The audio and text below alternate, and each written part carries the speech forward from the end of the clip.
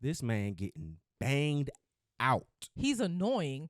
So that snatch up, she was probably at her wit's end. Y'all poor craftsmanship almost led to me losing my life this morning. This podcast is sponsored by Graffiti Tax Services. For all your tax preparation needs, you can go to graffititax.com. We're going to put the link right here. It should be somewhere. And yeah, you can head to them for during tax season. And if you have any financial or tax preparation questions, head to Graffiti Tax Services. They're our new sponsor. Thank you to Graffiti Tax Preparation Services. That's it. Good, Miss Fair? I am wonderful. How are you, sir? I'm outstanding. I had a little rough week this week, though. I will admit. We're going to get into that in just a moment, but I need to get my vibe ready, you know? So I need to feel something right now, you know? Okay. You can lead us in? Yeah, let's go. All right, let's do it. Where you been at? I've been everywhere but chill. Still got the grips of All right. Oh, that was live. That was great. Shout out to Ebony Beach Club. That is the best name for a group I've ever heard in my life. Ebony Beach Club is so aesthetically pleasing. I love it. Yeah, we was jamming, and that was good. Yep. All right, man. So, like I said, man, I had a rough week this week, man. You know, What was going on? I was trying, you know, I had to drive out to the office this week, my office week. So, responsible me. I always try to make sure both of our cars are really good, especially that time. Yeah. Sure, oil's changed, you know, tires if they need changing, anything car related. I like to make sure during that time or that time of month that everything's good to go. Responsible, right? Yeah. So I go do that. Sunday, we go to, you know, get our oil changed. Everything seems smooth. You know, I go get mine. Later on, we go get yours. It's over with. I get in the car on Monday morning. I'm driving. Everything seems smooth. I even go put some gas in my car. Nothing out of the ordinary. On your way to the office. La-di-da. And as I go down, I start seeing some lights go on. Ooh. It was trouble. It was the oil pressure. And I said, ain't no way the oil pressure is going to be messed up after I just got oil changed. Literally yesterday. It just can't be. It's not plausible. So I stop. I take a look under the hood. It's steaming, all this other stuff. I said, oh, my God, what's going on? Not steaming. So I'm fortunate enough to be able to get the car back to the house without having to get a tow or anything like that. I drive it all the way back. Call my daddy. Pops. I had to call him up, my mechanic. And he pulls up on me. We go see what's up. He can't really see anything from, you know, just the gist of it. So he goes get some more oil. We put oil in the car. He checks underneath and before we put the oil in and notices the filter's a little loose. So he goes in and tightens the filter up, saying probably that's what happened. Filter was loose, is just leaking the oil right out of it. So he tightened it up. I turn the car on, and I try to tell you, so much oil flooded out the car. You would have thought somebody just put a hole right from where we poured it in and just let it all out. Falls all down. So 5 gallons of oil down, out the drain, all on the ground. Okay. So. Still haven't figured it out. Apparently. So takes a little bit more time. He goes underneath and takes off the filter. Tell me why the fools who did my gas left 2 gaskets underneath there. So when we tightened it up, it just made even more pressure. So that's why it leaked out faster than it did the first time. Mm-hmm. These idiots could have killed me. So we go up there. I go up to the place where I tell them, you know, obviously we can't move the car because we can't put oil in it. Mm-hmm. And we tell them, hey, bro, can we just get a refund on this, man? Y'all messed up my car. Y'all put had the gauge on there. Y'all poor craftsmanship almost led to me losing my life this morning. These folks start giving me a hard time. This fucking manager come in looking like a fucking smoked out Don Tripp. And like I tell y'all, man, I understand, man, I'm at the age now where a lot of y'all kids was in No Child Left Behind. So I understand that a lot of y'all who got pushed through without receiving the proper education, without really creating that service that was needed in the public school system, you got denied that. And it just shows. Like in every kind of aspect, when you see all these folks trying to be entrepreneurs and stuff like that, that wasn't a role. You were failed by the public school system. They needed 14 years of school, and they did 12 because just to get them out. No Child Left Behind. Mm-hmm. And I've just been noticing that just everywhere I go now. I'm like, 2001, 2015, that was No Child Left Behind. All of those people, for the most part, are adults for a good portion of it. Yeah. Probably some of the kids on the back end are now going in through high school and whatnot. But no, it's a lot of folks that just got pushed through the system and they wasn't ready. Like, and it's just, I could tell by how this man responded to me. So I'm telling them what's going on. This nigga at no point apologizes. He don't say, I'm sorry. He start blaming me. Hey, this gasket don't look old. What? What do you mean it don't look old, nigga? It ain't supposed to be too. I shouldn't even be able to show you this. We shouldn't even be having this conversation. He's like, oh, can you get the car up here? How, nigga? It's no oil in it. You the mechanic, you should know that. Yeah. Oh my God, man, these niggas be killing me, man. No child left behind. Full idiots. Jesus. So then I start turning up on a nigga. Cause he done disrespected my dad. He done disrespected me. I start turning up. Man, I'm like, hey, bro, what you mean? Start getting out. See, this comes from my pops, man. Cause I've never seen him get loud or rough or anything with my mama. But I've always seen him do that with other men. Mm-hmm. Especially when it comes about craftsmanship and doing your job right. And for this nigga to not feel like he needed to reimburse me. Yell at women and only gets aggressive with men. That's always been his thing. That's a man. That's the only time I've ever seen him aggressive with other men. Mm-hmm. And I get the same way. And when he right next to me, it's like putting a battery in my back. I feel like Superman now. Mm-hmm. So I'm cussing this nigga. I'm telling this nigga, y'all ain't shit. You know what I'm saying? And then we end up getting some more oil and then just leaving. I end up coming back in a few days because he did tell me during my rant that he would refund me the oil change, just the oil change. But I went back up there. He refunded everything, all my expenses. So I got right, you know what I'm saying? I had to go in there like, big tough, I had to have my chest out. Yeah. Yeah, But he ended up, coming through and understand like, hey, bro, you got poor craftsmanship around here. It's not my fault. I understand these niggas don't know how to read the instructions. I understand these guys don't understand the basic rules for working on a vehicle, but you're dealing with people's lives. You can't play about that. Mm-mm. It's just some BS. So some crazy shit could happen to you on the road. Anything could have happened. Not okay. And I would have been out of here.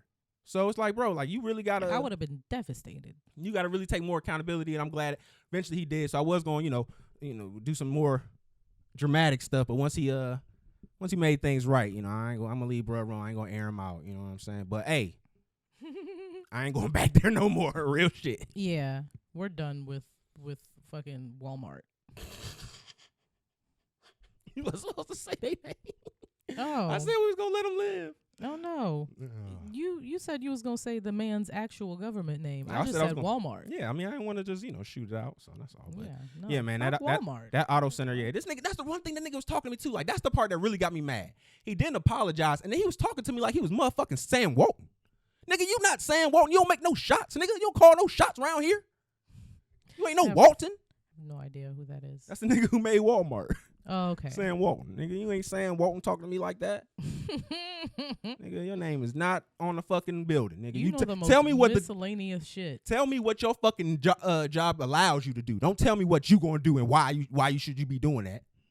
You gonna ask me why should you send a tow, nigga? Because your craftsmanship caused all this. Your poor craftsmanship. My car should be working. And then another part too that pissed me off. This motherfucker talking about, oh, that wasn't my work. 'Cause I wanted him to sign that he was gonna give me a refund.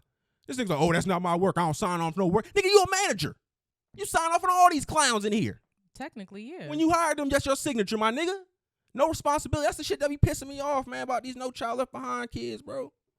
Take some accountability. I know that the school system didn't make you have it, but shit. Take some now as an adult. Okay. This is asinine. It was crazy. Yeah, and his reaction was crazy. He should have been apologetic the entire time. Yeah, man. I ain't asked for this. I wanted to just go to work.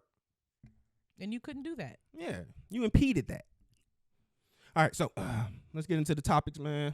Alrighty.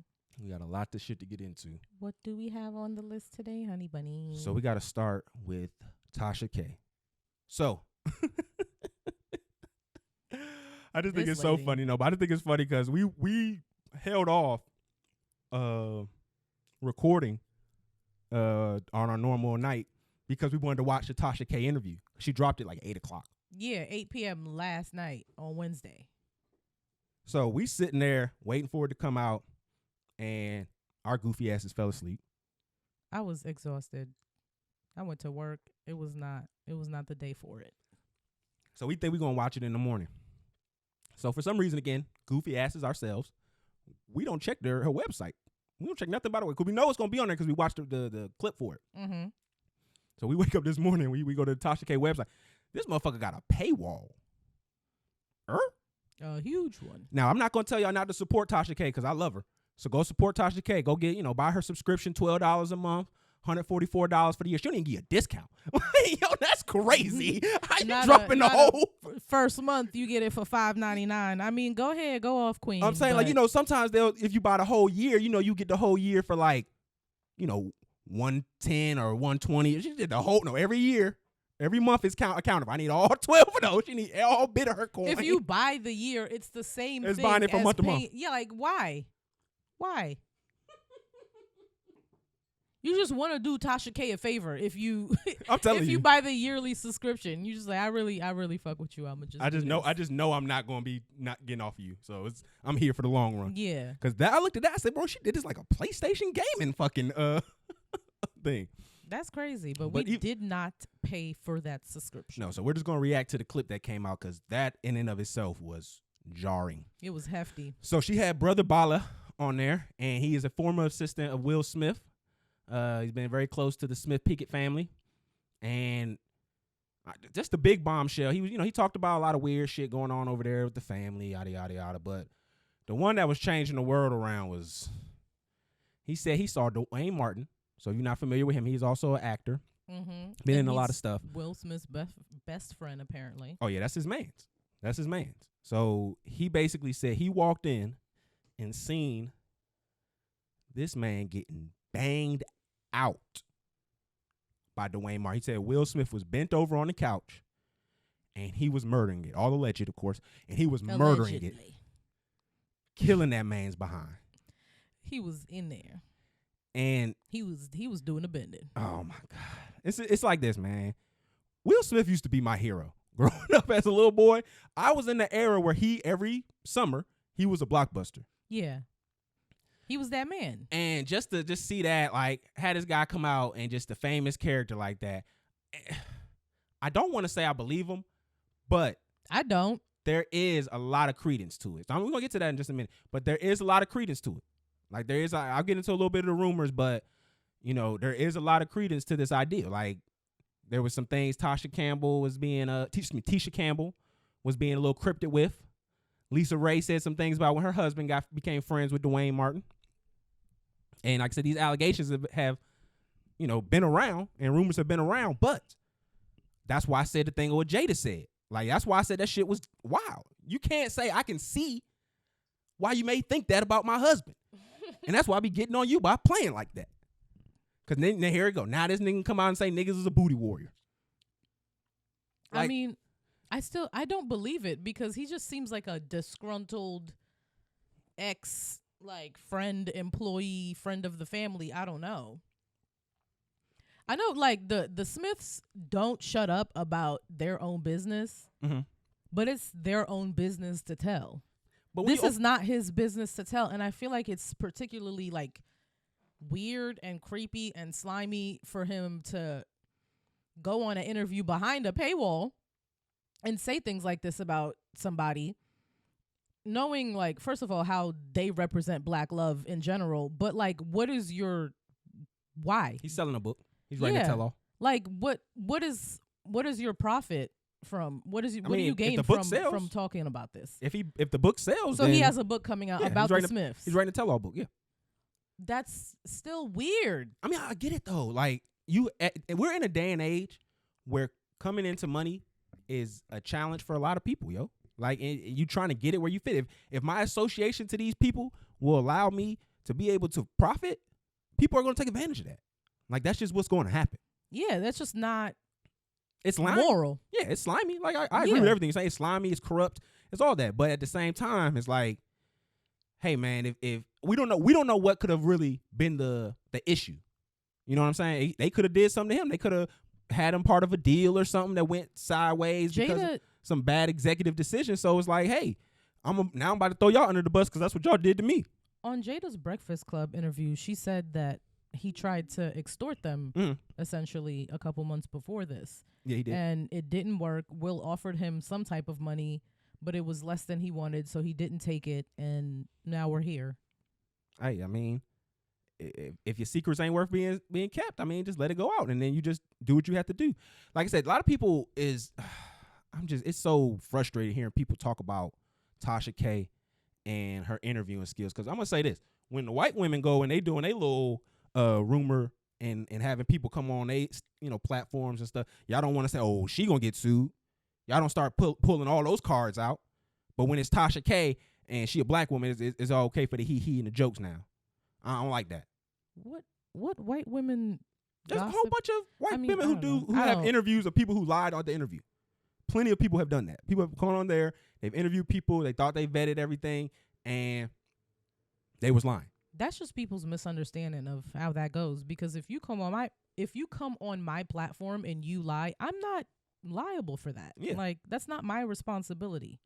I have nothing to do with that. Especially if I'm doing an interview. Yeah. I'm interviewing you, and this is what you're saying in the interview. So Tasha K will not get sued for this. I can almost guarantee.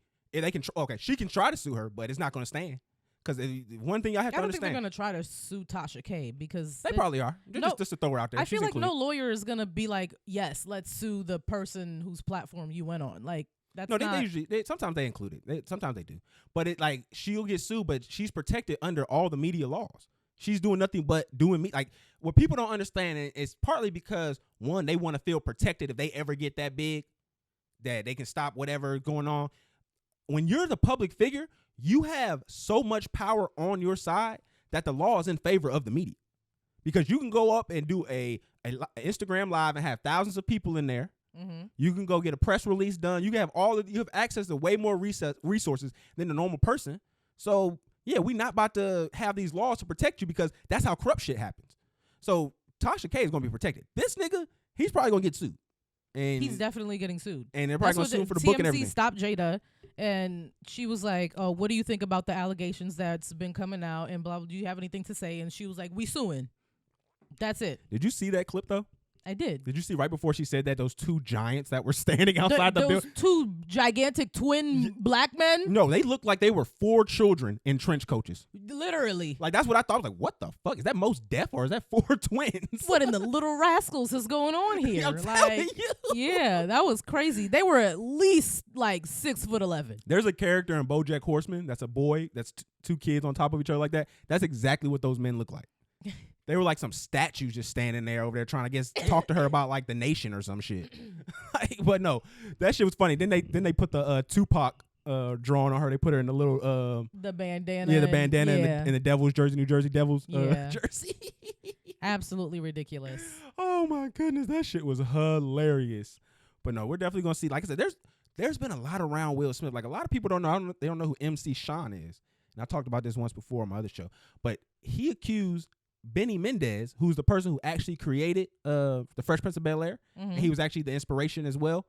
He said that he tried to do some stuff to him and inadvertently accused Will of saying, hey, bro, if he was trying to do it for me to make me the Fresh Prince of Bel-Air at that time, I'm pretty sure he didn't stop at me. So he said, and I think this is verbatim, he said, if I had to get my booty hole greased, then you had to get your booty hole greased. Like, and that is crazy. That's nuts. And he was in the interview, he was like, and I'm not particularly a fan of getting my booty hole greased, which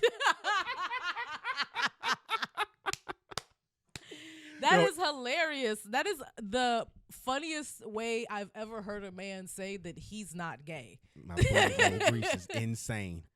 That's wild. Grease? Yeah, he's talking about even that Vaseline. You know, like, make sure it's all is lubed up. That's also how I know that you old as hell, because ew.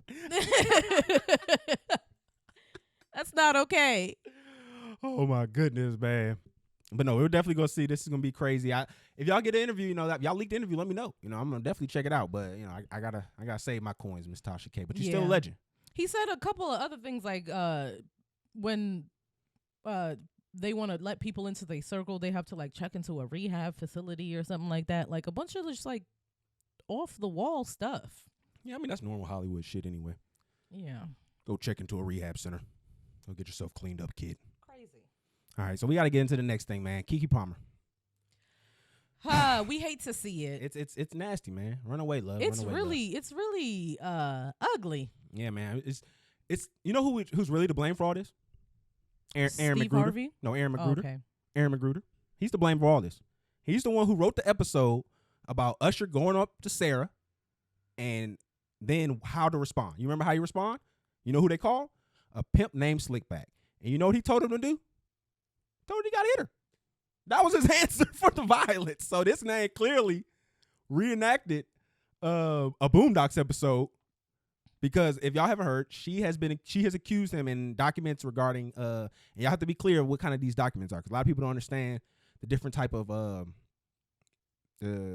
subject lines it goes with this type of case. So this is about child support, not child support. This is about custody. Mm-hmm. This is a solely custody case. Yeah. So she puts in there that over a 2-year span, he has been abusing her, attacking her, overall being aggressive individual. And she also provided documents, video. I don't know. What we saw was she submitted screenshots. proof. Yeah, she's evidence to support why he doesn't need to have custody of the kid, and why, she feels like she's the safer environment and he has, issues going on. Mm-hmm. So when that happened, it just a floodgate of messiness just transpired. It was nasty. Her mama got out, started talking. I didn't even know Keke mama what she looked like before all this. Yeah, there were recordings that came out of her, Keke, and Darius arguing. And they were clearly from him. Yeah, there was a clip that came out that also she threatens to put a bullet in his head if he tries to take the baby. She's cursing him out. His mama getting involved. Yeah, there were screenshots that I think Keke Palmer's mom put out of Darius's mom reaching out to her. It's just so messy and unfortunate, and I feel like all of this should be private, and it's not. I mean, it's not gonna be private, especially when you have to take a case like that. Yeah, that becomes public information. My thing is, I want to be quick, slow to judgment when it's coming to this, because a lot of this information, obviously, she's trying to get something out of this. So you're gonna put information that's gonna benefit you. There was, again, where she said she put her hands on him and things like that. So we don't know their dynamic. We don't know what's going on. We know there was allegations he didn't beat up his sister. That his brother had some allegations as well. I think what's the girl from Insecure? She was a light skinned girl, the AKA on the show. Her name was Tiffany on the show. Oh, what's her real name? Amanda Seals. Yeah. She said some stuff about his brother, who's a dude from also on Insecure, the light skinned guy that was sleeping with Molly, who had the wife. So he said some things. He's going through his own custody battle. Yeah, crazy. Coincidentally, he's going through his own custody battle. So they've had a history from what people have alleged of violence between the two. My thing is this, my brother. You got to do better than them fucking audio recordings, my G, because she got you with that fucking screenshots. Because that's the part I want to say we were quick to judgment. If they're videos, if it's screenshots of surveillance, then that's what I want to see. I want to see the video link, because that's the part I didn't like. All we saw was the stills from when he's on top of her. Again, I'm not advocating for domestic violence, but if she was to attack you, and as a man being stronger, defending yourself, it can look bad. He said that those were screenshots of them fighting for the phone. Yeah, but why are you fighting for her phone? Because you're not trying to be like Joe Smith. Why are you fighting for your significant other's phone? And it looked like he was chasing her up the stairs. Why are you chasing? That seems just like aggressive behavior in general. It seems like a red flag.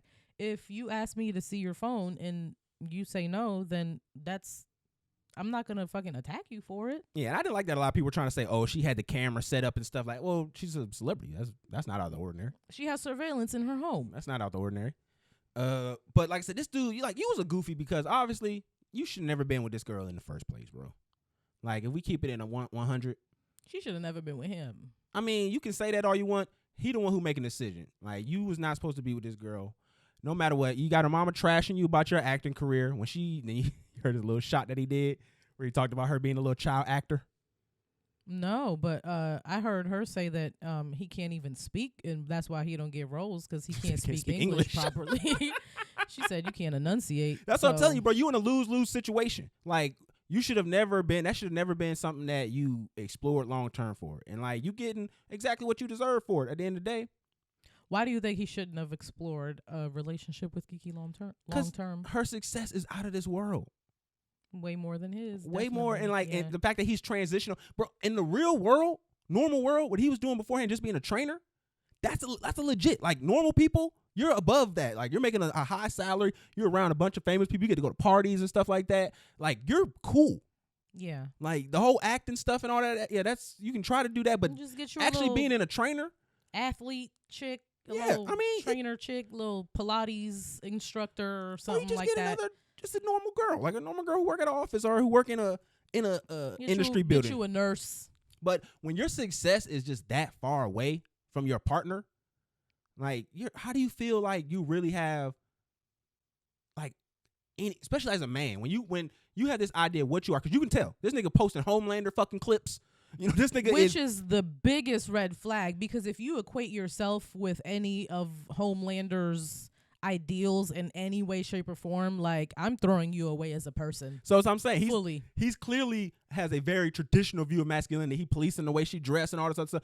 This chick ain't the kind of chick for you if that's the kind of lifestyle you expecting to develop with somebody. Yeah. Like, it's just not. And it's your fault for putting yourself in this situation, and then you got your little fucking chest all hurt and wanting to start beating out, because that's the only thing you probably could do. You had no control, nothing you could say, because everything they were saying gonna hit harder. They was eating you up in that clip. Ain't nothing you could do. So they was eating you. Were like, oh, I don't care about anything you say. Your chest was hurting. Yeah, he was out here breathing hard as fuck. And you couldn't talk. You were stuttering. It was crazy.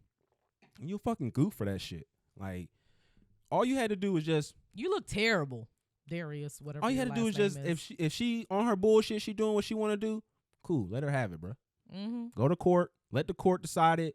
You done given her avenues, and even if this shit wasn't what she's claiming it to be, you done gave her more than enough evidence to make it look like that. And that, on your fault, that's all you. That's your problem, bro. That was all on you. You could have completely avoided all this, had visits that was supervised, all that shit. But you got to do the work, and you got to want it. And at the end of the day, you're probably going to lose, because her lawyer's going to probably kick your lawyer's ass. Most likely. So, I mean, at the end of the day, and he wasn't married to her. Like, that's the point that be killing me. You're not even married to the chick. So, why do you think you have any say on what the hell going on? The courts are definitely gonna think you're less legitimate in your claims of anything, even though you are the father, but y'all not married. So they're gonna easily throw you away on paper. Yeah, definitely. And we'll see if this might become criminal if the her claims have been substantiated. Because she doesn't have to press charges of domestic abuse. Like, the police can just do that on their own. Yeah, they have enough They evidence. they don't need her permission. Like, they those, can like just I said, those throw stills, your ass in jail. That's why I say that's why you had to be careful, because them stills could definitely be manipulated. I'm not saying that she's lying. I'm not saying he's telling the truth. I'm not on anybody's side. I'm going to reserve judgment until we get some more information what's going on. But you a goofy, Darius, like, for real. I don't like how he sounded in that clip. He was like, eventually he's going to grow into a real man. I'm going to hold that baby in my arms. Like, ugh. You gonna hold a man in your arms? Like, come on. All right, well, since we on the parenting adjacent, we can talk about that video. So it was a woman in the video. She was pregnant, it looked like. And I guess I wasn't able to figure out what her daughter, she was accused of. Did you figure it out? No. She ends up just beating the girl. Like, she moves the camera. She's on live. Yeah, she like wants everybody to see her like abusing her child. Yes, I don't know. The kid probably did something on live. Who knows? But just to see that, like, I don't understand why people don't understand physical discipline of any kind for the most part. Especially when you're using an object like a belt. It doesn't work. It doesn't work, but it's also abuse. Like, people do never want to agree with that, but it is. Like, that kind of physical discipline is abuse. Like, if you can't talk about it, like, you probably need to get more professional help. You need to be more patient, and you shouldn't have had children. You can have the same results. You can punish your child without putting your hands on them. There's so many ways that you can punish your child and have them learn a lesson, also have a conversation with them, so that they can learn what happens. What they learn from you beating them is that hitting people is okay. And that violence gets people to do what you want them to do. Yeah, which it doesn't. It gets you put in jail. Because like I said last time, if you put your fucking hands on me, you're going to jail, bitch. I've never been in a fight in my life. My parents also have never beat me. That wasn't a thing that they did. That wasn't a form of punishment that they used. Yeah, at all. I said, but they didn't do that, and they're Haitian, which is like crazy because Haitian people definitely believe in beating their kids. My aunts beat the fuck out of their kids. They ain't spared a rod. Nah, not at all. But my parents didn't put their hands on me, and I've never been in a real fight ever in my life. Like my mom done a few things. Like she grabbed me one time and like cut my neck open with her rings. Well, not open, but like put scratches on my neck with her rings. But like Shirley a bad bitch, okay? Okay, she lots of rings. It was probably very easy for her to do so. And they all real gold and everything too. So yeah, but she had the diamonds on there. Yeah, so real gold and diamonds. She got me as a little boy. That was one time. Diamonds are hard, so they probably did accidentally scratch him. But also, he's annoying. So that snatch up, she was probably at her wit's end. She was done with you. Don't encourage my abuse. She was definitely done with you when she snatched you up like that. But my dad, like I remember one time, my mom wanted my dad to give me a spanking, and then we went into the room, and he just like, you just start crying, and I'm gonna hit the bed. And so he just started like hitting on the bed. That sounds like Pops. And just started whacking on the bed, and I just faked like I was crying, and then ran into my room. That's so sweet. He's like, I ain't trying to hit on you, dog. I remember my mom like tapped me on the butt with a brush like once when I was like 6 years old. And then that was it. My dad, all he had to do was yell at me, and I'm immediately in tears. I'm crumpled up on the floor. I'm in the fetal position. I feel terrible. No, I'm a garbage human. Like my dad raised, and then my dad has a very like commanding voice and a large presence. So him just being like, "Hey," I'll be like, "Ah," immediately. Oh man, no, I like the one time my mom really did something. It was crazy because I didn't deserve it. That's the part that always like stuck with me. So like I was doing a little after school program, and they used to give us a little homework to come home to and do. So I go do the homework, and I'm sitting down, but my nieces and stuff are in town. She's sitting on there watching the TV. My mom was really a stickler about us having TV on and doing work and stuff like that. She was just real warden about that kind of stuff. And she comes home. I am literally, the TV's on the far end of the room. There's a bed in between me and the TV. I'm in the little cut of in between the bed and the other wall doing the work. So I'm not looking like I'm watching TV. Mm-hmm. She walks up the steps, sees my niece on my bed watching TV, and just starts yelling at me. I'm like, what are you talking about? I'm almost finished my work, and I'm right here on the floor, not looking at the television. Mm-hmm. Like, what are you talking about? Like, I'm not looking at TV doing the work. I'm sitting right here. She starts spazzing out all the time. I'm sure she had a bad day at work. Probably somebody cussed her out or something. Like, who knows? Yeah, so, and then, she just took it out on me or whatever. Man, she ended up beating my ass. Yeah, she had a job dealing with people, so that's probably what happened. But that shit was still lame as fuck. Yeah, that's a And she want to cry about it and shit afterwards. Like, nah, fuck that. That's a moment for you, huh?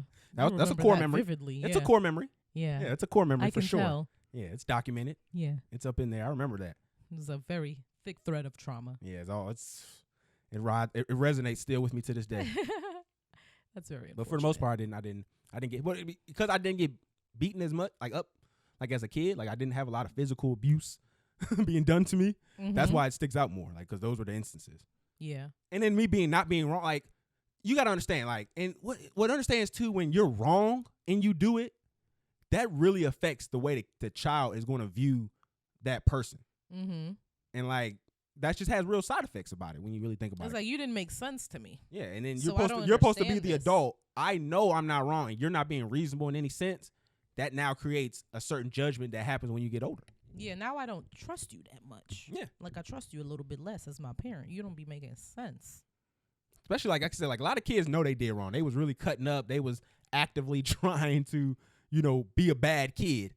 And it's like when you're not and you get in trouble like a bad kid, it's like I said, it's dark. Like you start wondering different little things. It's nuts. So That was terrible though, and that woman needs to there needs to be an investigation started, and I'm CPS pretty sure somebody needs is to be in getting that in. house. But CPS is probably already in that house. Yeah, they're probably gonna get involved. And then CPS was probably in that house the day after that video went viral. the fact that you're doing it while pregnant too, That's really crazy. She asked her daughter if she wanted to fight. and then she'd be wrong. She'd have drop kicked you in that stomach and had you in that baby. Her daughter said bleeding out. yeah. I mean, And then that's when These she kids started finna like fight. wailing on her. these kids ready to fight. Like you can't. We don't know what this little girl has been through in this house with this lady. Like I said, she better than me because she about what 11, 12, maybe a little bit younger, a little bit older. Yeah, she looks like she was around 11, 12. Nigga, I was an athlete at that time. Nigga, you ain't grabbing on me like that. I'm sorry, no disrespect, but at that age, it was over with. Like I wasn't allowing that. If your mom grab on you and you don't allow her to, she telling everybody in the family you put your hands on her. I have a story like that too. I got a story like that too. Should I tell this story? Go ahead. Okay, so this is probably like either my junior or senior year or something. Of high school or college? High school. Okay. Of course, high school. It's definitely not happening in college. So I'm going out to the bus, and my mom is mad about something. She yelling, yada, yada, yada. And the bus finna come up, and she got her head in a little bonnet and some little goofy-ass nightgown type situation on. You looking like a hospital, patient. And she coming out there yelling our stuff. I said, man, if you don't get your butt back in the house looking crazy like that. And so I start like moving up to her. Like it gets she's a little aggressive. Like she even tried to like swing. I grab her hand. Yeah, no, I wasn't letting that. Like she tried to swing. So your mom tried to swing on you and you grabbed her hand. I'm you 16, attacked her. 17 years old. So in mom eyes, she just got attacked. Yeah, well, that's y'all business. And I just told her, bro, you need to go in the house. Or if you got something to say to me, you can say it to me when I come home from school. But you because you about to try to embarrass me. So you think you a man now? If you not finna try to embarrass me, have all these folks laughing at me while I get on the bus, talking about your mama looking crazy and all this shit, fuck that. Yeah. So no, you about to get in the house. So I end up telling her she get in the house, and then we handle it on. But it's not. To me, from a very young age, I remember the first time I said something back to my parents. I was 13 years old, walking into my base room. You could call it a basement apartment that I had, because the whole basement was mine for the most part. And my mom said something to me. I said, bro, I'm not worried about none of that. And I walked right down the steps, and nobody came to me. Nobody knocked on my door to say nothing. It was over with. My dad was like, oh, shit. That nigga said he ain't worried about none of that. Damn. I don't think I remember the specific time. I was 13 years old. I was 13 years old walking down the steps. And I remember said, bro, she said something. I said, bro, honestly, I ain't even worried about none of that. And I just kept walking down the steps. It was definitely that little time that right after my parents split up. Yeah, I wasn't cursing my mom out. You was a sassy? But me and because I stayed with my mom, we were fighting. You were a sassy pants? Yeah. I can imagine. Can imagine you being a little sassy pants. It was definitely that like very stereotypical teenage angst. Mom, I hate you. I never told her I hated her though, because I'm Haitian. I would not be here with you today if I said that. But also my parents weren't like, I would be here with you today. No. They would have probably just sent me to Haiti. Would have just sent you back to the island. Yeah, that's a thing. Like if you acting up too much, you're getting sent back to Haiti. I mean, I've heard a lot of people say that, like people who either like first generation or they they were like really young when they first generation kids get sent back. Period. There's mad TikToks of kids being like, "Oh, we're taking a family trip to Nigeria for the summer. Next thing you know, my whole family left. I'm here. This is where I live now." I've seen so many of those. Not the vacation drop off. Yes. This is where you live now. That's wild. I'm glad they couldn't take me nowhere. In the village. Here. We ain't got no village back home. We don't know nothing back in Africa. And I got some part Indian in me. So this is my home. America. I'm on my island. I'm on my continent. That's all you know. It's very unfortunate that African Americans don't know their lineage. It is unfortunate, but shit, at least we ain't got to go through that. I couldn't imagine someone sending me back to the sticks. That's crazy. Yeah, because getting sent back to Maryland wouldn't have been crazy. Like, that's just Maryland. Well, I mean, that wouldn't have happened. They just would have, like, what happened was my mom, she just came back earlier because the first year I was down here, it was just me and my sister, so. Wildin'. Yeah, I mean, we wasn't wildin'. We was bumping heads, too, man. We got a bunch of stories. You do have a lot of stories. We might need to have her on the show. All right, let's get into this Dr. Umar clip. So I don't know if did you see it? We talked about No, hip-hop? I didn't know that. Oh yeah. I did see it. I saw that. Umar back on the scene because we need those donations. Gifts, donations. We love Umar. Oh, we do. Much love. I just wish he was 50th serious. anniversary of hip hop. We only got 60 days left in 2023. Do you mean to tell me we're going to let this year-long celebration go by and nobody's going to have a serious conversation about whether hip hop has actually been a benefit or not to the black community? I haven't seen a conversation, a YouTube, a town hall meeting, a BET special. Oh I my don't God. see anybody talking about the ramifications, the negative impact that hip hop has had on the black community. Now, the first thing the hip hop artist is going to say, I'm only rapping what I live. But you don't live it no more. The minute you start making money, you moved out the neighborhood. So why you still rapping about drugs and death when you don't live around that no more? That means you're a hypocrite. Period. You're so dedicated to telling the ghetto tale. Why did you move out the neighborhood? Why do you send your kids to private schools? So you live in a white neighborhood, you send your kids to white private schools, you moved out the black ghetto the minute you had enough money to do so, but yet you're telling me the reason you're still rapping about death, drugs, jail, and homicide is because that's the life you live. You don't live it no more. Now, like, people Umar throwing bars at you niggas. That's real though. I love it. I love it. You're not around that anymore. I mean, he's And keeping you're it a beat. glorifying it. At some point, we'd have to understand, like, okay, because a lot of time they try to throw that art word around and try to use it as a reflection. Be like, oh, why can't I just have my art? Why this, yada, yada, yada. Oh, you don't look at the movie star like that. That's because I can find places when they're out of character. Like, that, people don't be understanding, like, these rappers are always in character.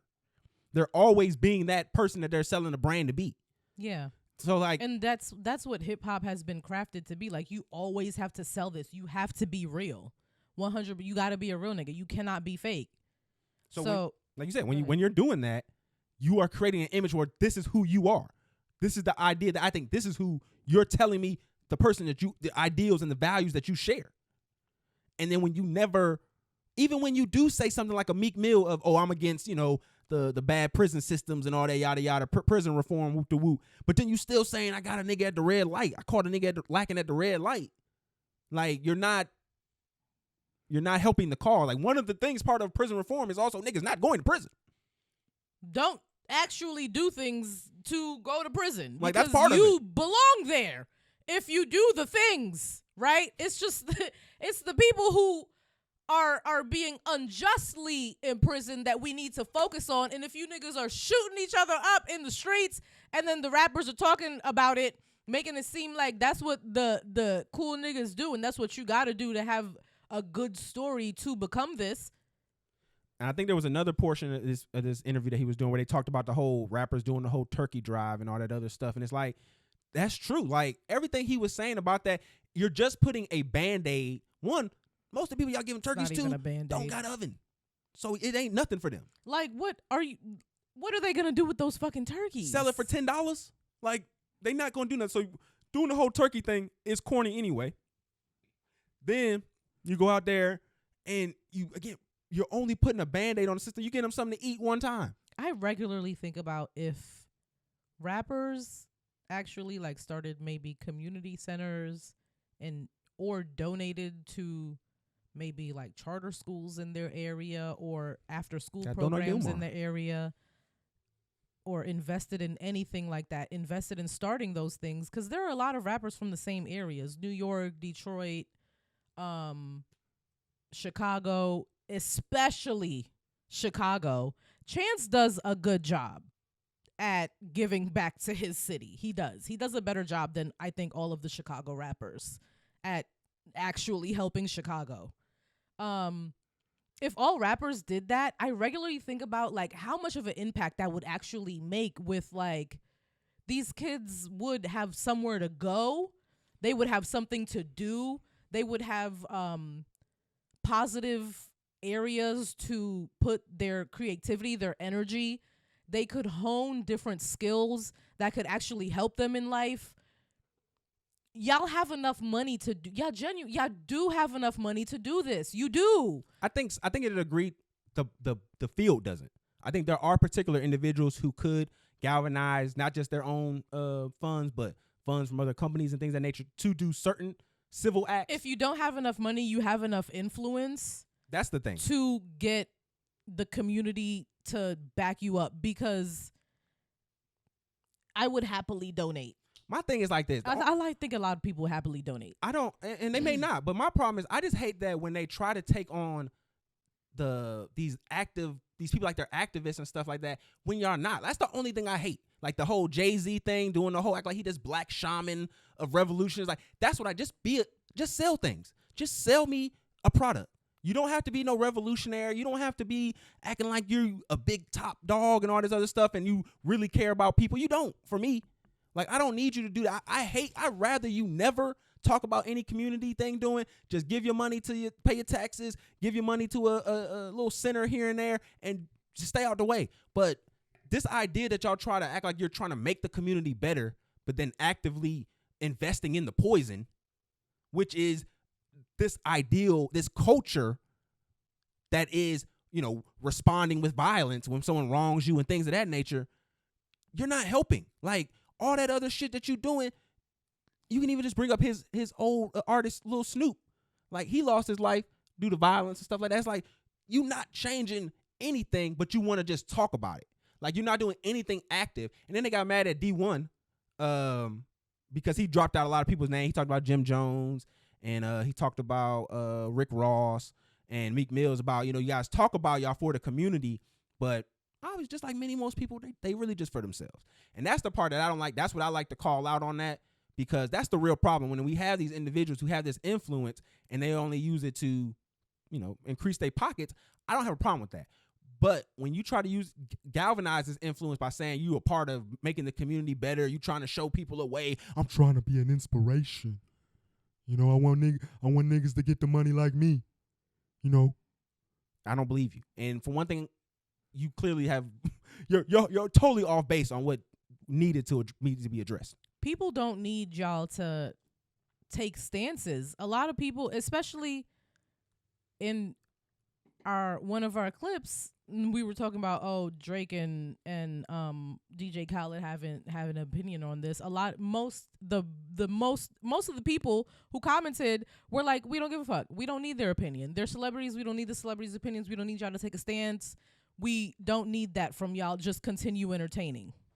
Yeah, but at the same token, we have to then, as a culture and a consumer base, I think black people specifically have a different responsibility, though. I do. Yeah, I don't think we can just sit back and enjoy things. I genuinely don't. We not in the state that we're in. No, not for a long time. And I think that we have relaxed for too long. I think we got a little too laid back. Like, okay, like things are a little bit better, but they're not good. Well, I mean, when you have people who are agents of white supremacy and they mask that, like today, I was today years old when I learned about Van Jones, and this nigga used to have dreads, wearing leather jackets like he was some type of revolutionary. Like, I was shocked. I'm like, oh, and then I read up some more stuff about him, and they were like, oh, this nigga just an opportunist. He was just putting on the front, wanted to act like he was about some real revolutionary shit where he was just really trying to milk his own pockets. Mm-hmm. And I want to know, Van Jones, where's the fucking Bezos money at? What did you do with that? I know you put it in one of your little non-profits, but what you do with that money, Van? What you do with that money, Van? You taking bitches out with that? I saw you get with Kim K after that. You taking women out? You flexing? You buying Chanel bags? What you doing? You buying Fendi? What you doing? You buying Kelly's Birkins? You getting this ship through? I need to know, Van. That's funny. I'm watching you, and they gave you 100 M's. You cried. So Jeff Bezos gave him $100 million. Yeah, like 3 years ago.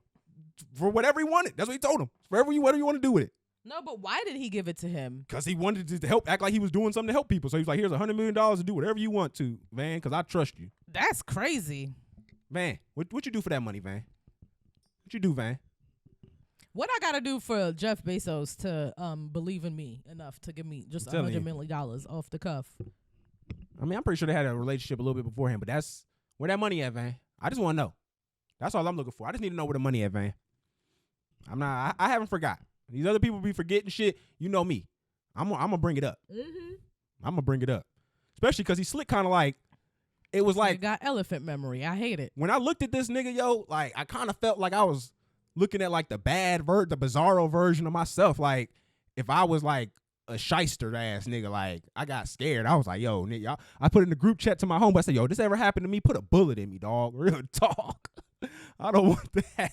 If I start pulling up with the baldy and the suits, talking all that fly shit like he is, get rid of me, dog. That ain't me. First of all, you're That's good. my You're tether. definitely gonna pull up in the suits talking the fly shit. No, take me out then, sniper.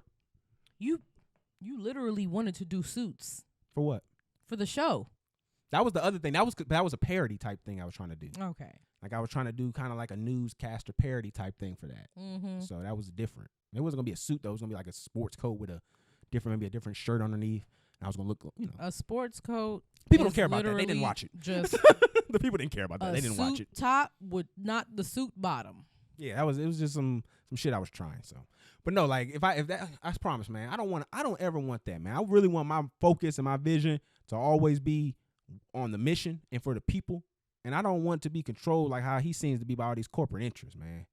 It's just nasty work, man. Speaking of Kim K, since like I said he was associated with her, they was dating. According to a lot of rumors, they was dating for a little bit. You don't remember that? Look it up. Van Jones and Kim K. I remember everything. Crazy. No, I remember everything. Kim K. That's very left field for you, ma'am. So she was on the cover of GQ's Man of the Year, GQ, and she was not the man. She wasn't awarded that, but they were just giving her, a shout out because of the whole Skims success, the men Skims. Okay. But when I first saw that, I was like, whoa, what's going on here? Was Kanye gay? I was asking myself that, like, because if she Man of the Year, and Kanye was married to her, like, he had to have seen the packaging, right? Boo! That was bad. Boo! I hate it. I hated it so much. Man, that's what I'm getting. I didn't like sitting through that. You didn't like that? That was a very elementary joke. We didn't like that one. I'm just trying to figure out when you call me gay, it gets all the laughs, but now I can't call Kanye gay. I mean, it's a different little razzle dazzle when I do it. I mean, whatever. I thought it was interesting. People was mad that she was on the cover of Men of the Year, but I'm like, her stepdad was the Woman of the Year. So I mean, what's the problem? Progressive. Gender bend. Yeah. Ally. But nah, did you see the pictures? Yeah, I think she looked good on the cover. I think they were like aesthetically pleasing and everything. I don't know what GQ's like angle was, but it's because she did the Skims thing. The men Skims, yeah. Okay, Skims is probably one of her most successful endeavors. You gonna give me some Skims for Christmas? Absolutely not. No, I'm not giving her any money. But I read something really quick about the Kardashians saying that they didn't give a fuck about their companies going down because the hype around the newness is what happens. So if you forget about the old thing, like Kim's perfume, and her skincare and Dash and stuff like that don't matter if they go down, as long as it's something for you to focus on. And the way that they get that shit appraised and reevaluated, and the way that they can able to get that shit written off, it's a tax write off for her at the end of the day if the company goes down. Mm-hmm. So that's why they don't care. Yeah, she just writes it off. Now she don't gotta pay taxes like that on that shit. Yeah, so it's the same shit Amazon does. So and they get a lot of their shit early, like so they'll do that first little shipment. They'll pay $100K for the product and then do $1 million in sales because they buy cheap products and then upsell it. This is the time though, but she's been building up that brand and that cachet that she's actually developed something really good. Like a lot of people, they love Skims. Yeah. So I mean, a lot of people have it's the same thing. It's regular product and you're paying for it because of the logo, because the people have already found the manufacturers of Skims and stuff. Oh, they've already found the sweatshops. Yeah, it's way less. Oh, I mean, I'm for sure. You're paying for the little Skims logo. Always though, you're paying for notoriety. I mean, with anything, you're always just playing to be associated with this. The stuff is good though, but it's just not as expensive as she's pricing it as. But that's just So you gonna consumerism. you gonna give me the other skims? Then you gonna give me the fake skims? Is that what you want, baby? I don't know, maybe You want some what? some Fims. You want some shapewear? Give me some Fims. Some hymns? Yeah, some hymns. Well, that's actually already a thing though. Oh so- yeah, that is a thing. So we can't call it that. All right. Some skis. Some ski. Sorry. All right, let me get into this other tweet that I saw. The staying at home mom tweet. I wanted to get your thoughts on it. Oh yeah, go ahead. Go read the tweet. I'm gonna bring it on. I gotta check my likes. If you see me trying to see what's up. People have been going at Sexy Red a good amount on the Twitters lately. I know, yeah, they've been killing her. They definitely have. But the little shawty she had on stage was rocking. The girl, okay, I found her Twitter. I think she's like I don't know if she's a stripper, but she's definitely a pole dancer for sure. She's very talented. She was throwing her butt in a bunch of different ways. It was a very creative ass throw. I liked it. I liked it very much. You did a great job. I watched it at least 3 times in a row. She did. And then she did at the end, she did the one, like she did like the Tyler water dance, but she kept making just the one cheek go. I said, girl. Somebody been practicing in the mirror. Girl, you did that. Yeah, no, she's not. She's a pole dancer or dancer. I don't know which one. She had a pole in her living room though, but she has amazing core strength. She was definitely giving Southern stripper. Yes, she did that. She definitely did that. And them denim panties looked great on you. Them janties looked great on you. All right, so You did that. We got a tweet pulled up here. So she said, imagine you quit your job to be a stay-at-home mom, and the only thing your husband can afford is just bills. You can't get your hair, nails done, nothing. You're in hell. Prison. See, man, that's what I'm in prison. I'm going back to work. I'm at least getting a part-time job so that I can get a facial, my nails, and my hair done, and I can go out for mimosas with my girls once in a while. You're not about to have me in the job. I'm an indentured servant. How are you an indentured servant? You got a home I'm in paid a house. for, you got food, you got a roof. Indentured servant. That's not indentured servant. That's indentured servitude. No, it's not. For one thing, ideally, you want to I'm be eating here. soup and bread every day because you're broke and all you can. We didn't say it was soup and bread. All you can afford is the roof over my head and the bills paid.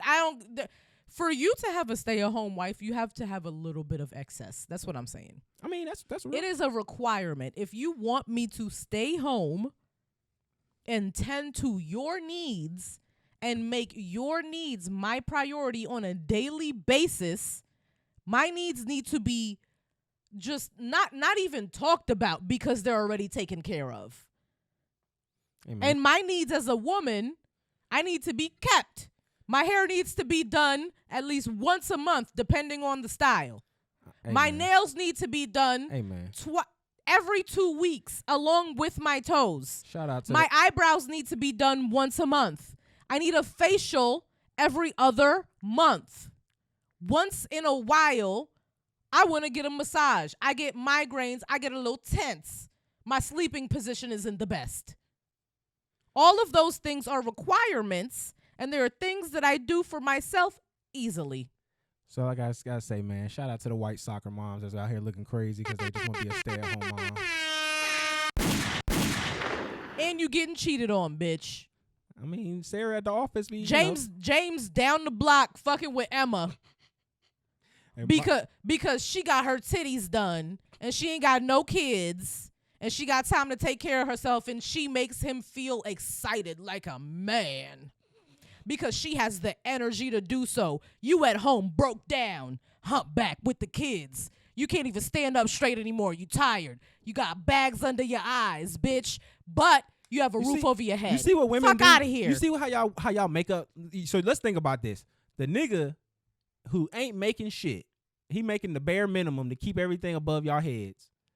There's no excess. He gonna pull the fine girl at his office. Like, y'all see how y'all brains operate? No, I mean, if he is, he gonna sleep with some mud. Like, and that's just what it is. But I mean, Regardless, he cheating on you. yeah, but I mean, it's with some mud. Like the girl probably looking muddy too. You in the house miserable, taking care of this nigga kids, waking up stressed. See how this nigga kids now? Yeah. She stayed with the shit 9 months. Is what this nigga kids. These broke ass kids. See how the narrative changed? Yeah. See how the narrative changed? That's why I remember. Because if you're successful and I'm kept and I'm happy, these are our beautiful children. And that's the fucked up But part. if you're broke, these are your broke ass kids. See, that's the fucked up part. That's the fucked up part. Fuck you and these kids. Back in the day, you could go 'Cause work y'all, at the factory. this is your fault that I'm here with these fuck ass children. No accountability. But see, this is back in the day where you could work at the factory and you could have enough to support the family, and the woman was just cool at the crib. You know what I'm saying? Nowadays, And she had her set of heat rollers, and things were way less expensive. she grabbed a little bit of mud and water. You could go out and Wake up. take her to dinner for 3 shekels. But nigga was only making half a shekel an hour. You know what I'm saying? Like, my nigga was out. Like, Okay. you could, like I said, I just think about my grandpa. Y'all didn't even have a car, so date night wasn't really a thing. My grandpa was a sharecropper, and he was able to have enough money to have a wife, have a family. Now, it wasn't What the best did your conditions. father do with his hands? He used them. He To do what, Frederick? He built the house, rebuilt the house with Okay. installation. Niggas not building houses with their hands no more. But I'm talking about my grandfather. You're okay. Regardless, your father built the house with his hands. That's a real nigga though. The land that your grandfather worked with his hands. Niggas not doing that no more. Pay the bills. Pay the bills and get my hair done and shut the fuck up. And I'll keep the house clean and I'll keep the kids. But you just said you needed more than pay the bills, because you the bill too. No, shh. I wasn't done. Mm-hmm. I wasn't done. Keep me happy so I can keep you happy. Period. That's a myth, fellas. Don't fall for it. Most of them ain't going. She like the front on camera. She knows for a fact. I mean, he knows for a fact She that had the disrespect, the Freudian slip. because you said you started talking right after I did, but he knows for a fact that like when I feel good and I look good and all that, then I'm gonna be way happier and I'm gonna do more stuff. But if I'm that's just miserable and common broken sense, in the though. house, then that's not But that's just common sense with anybody, though. If you're in a good position, you're going to be good to the people around you. So, I mean, okay. that's what a lot of people just don't act like. I mean, so I'm just saying in Crete is where people get upset about that. My thing is this. You know me, man. You gonna do the L word. You going to listen. We can figure out a lot of things. You know what I'm saying? As long as you do that. What am I listening to? Don't do that. Don't do that. Change? The change in our bank account, is that what I'm listening to? No, I'm saying. Counting quarters? Is that what I'm listening to? I just said if I'm covering or am everything I that you listening need. to then abundance? It could be either one. But if you listening, that's when it's worth. It's worth going into debt for something that's going to listen to you. Not something that's just going to be going Why are you on going rampage. into debt? Because we live in a crazy world that doesn't care about normal, everyday people. No, I'm kidding. That's why. I'm being an asshole. I know. But yeah, let me see. What even sparked that? I don't know. What was we talking about? We might as well get into this Whoopi Goldberg shit, because that shit was Whoopi. Is that her last name? Whoopi over? It was a stay-at-home mom shit. That's what it was. Oh, But yeah. she called millennials lazy. Whoopi. Shut your old ass up. If you don't close them cigarette lips. Yeah. Girl, grow some eyebrows. I don't know. Don't be using them burnt bacon bits on your lips. Girl, our generation does not give a fuck about what you think. Like I wrote you off about 2 decades ago on The View. When I seen you with the blackface, you let the white boy do the blackface. You've been sitting next to them white women for decades, bitch. I don't care what you're talking about. Okay. So you paved the way for, like, you went through it as a dark-skinned black woman in Hollywood, and I respect you very much for that. But past that, girl, shut the fuck up. You old and you rich and you out of touch, and you need to get the fuck up out of our business, period. I saw the color purple, Whoopi, okay? I showed you respect in the color purple. But all this other fugazi shit, like, she don't understand that it's individuals like her that make it difficult for regular people to have houses. Y'all clowns buy up all the houses and try to sell them for enormous upsell, And then you wondering why niggas can't buy a house in this day and age. Because all y'all care about is y'all profit. Like, these folks, like, and it's even, you know what I'm saying? I remember just having a conversation when I used to work at a manager at a craft store.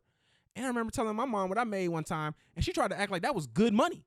And I'm like, this is not 1990, 1980 anymore. Things cost so much more. Like, I remember looking at my mama, how much she made, when she told me how much she made when in the 80s and shit, 80s, early 90s. And I looked up the inflation. That shit was like $200K of now. Damn. Like, what she used to make then was her buying power. She had the buying power of $200K now. Goddamn. So I'm sitting there like, Shirley, do you not understand? Like, this shit is different now. Like, money changed, housing that went up, everything is just crazy. And it's like, for y'all to come back and shit on our generation when y'all caused all of this, y'all greed, y'all letting people who didn't really have the best intentions cause all this, it's crazy. And it's like, we don't have no real leadership from that era, because they don't even understand today's times. Mm-hmm. I used to say shit has completely changed. Even in my field, like, if you look at luxury retail 10 years ago versus now, like, there have been people who have been in this business for like 15, 20 years. They used to make 6 figures in commissions that are like struggling now. Yeah. Because of like how pay structures have changed, and it's just not the same anymore. Pay structures change. You're getting paid less as things are getting more expensive.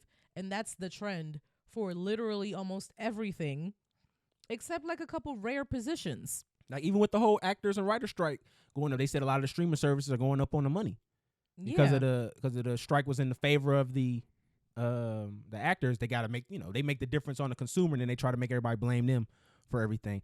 But it's like, no, y'all can just take the big pot y'all was already making under the conditions y'all were already making and just split that. But no, they always want to try to push it onto us, and then that whole price go up logic.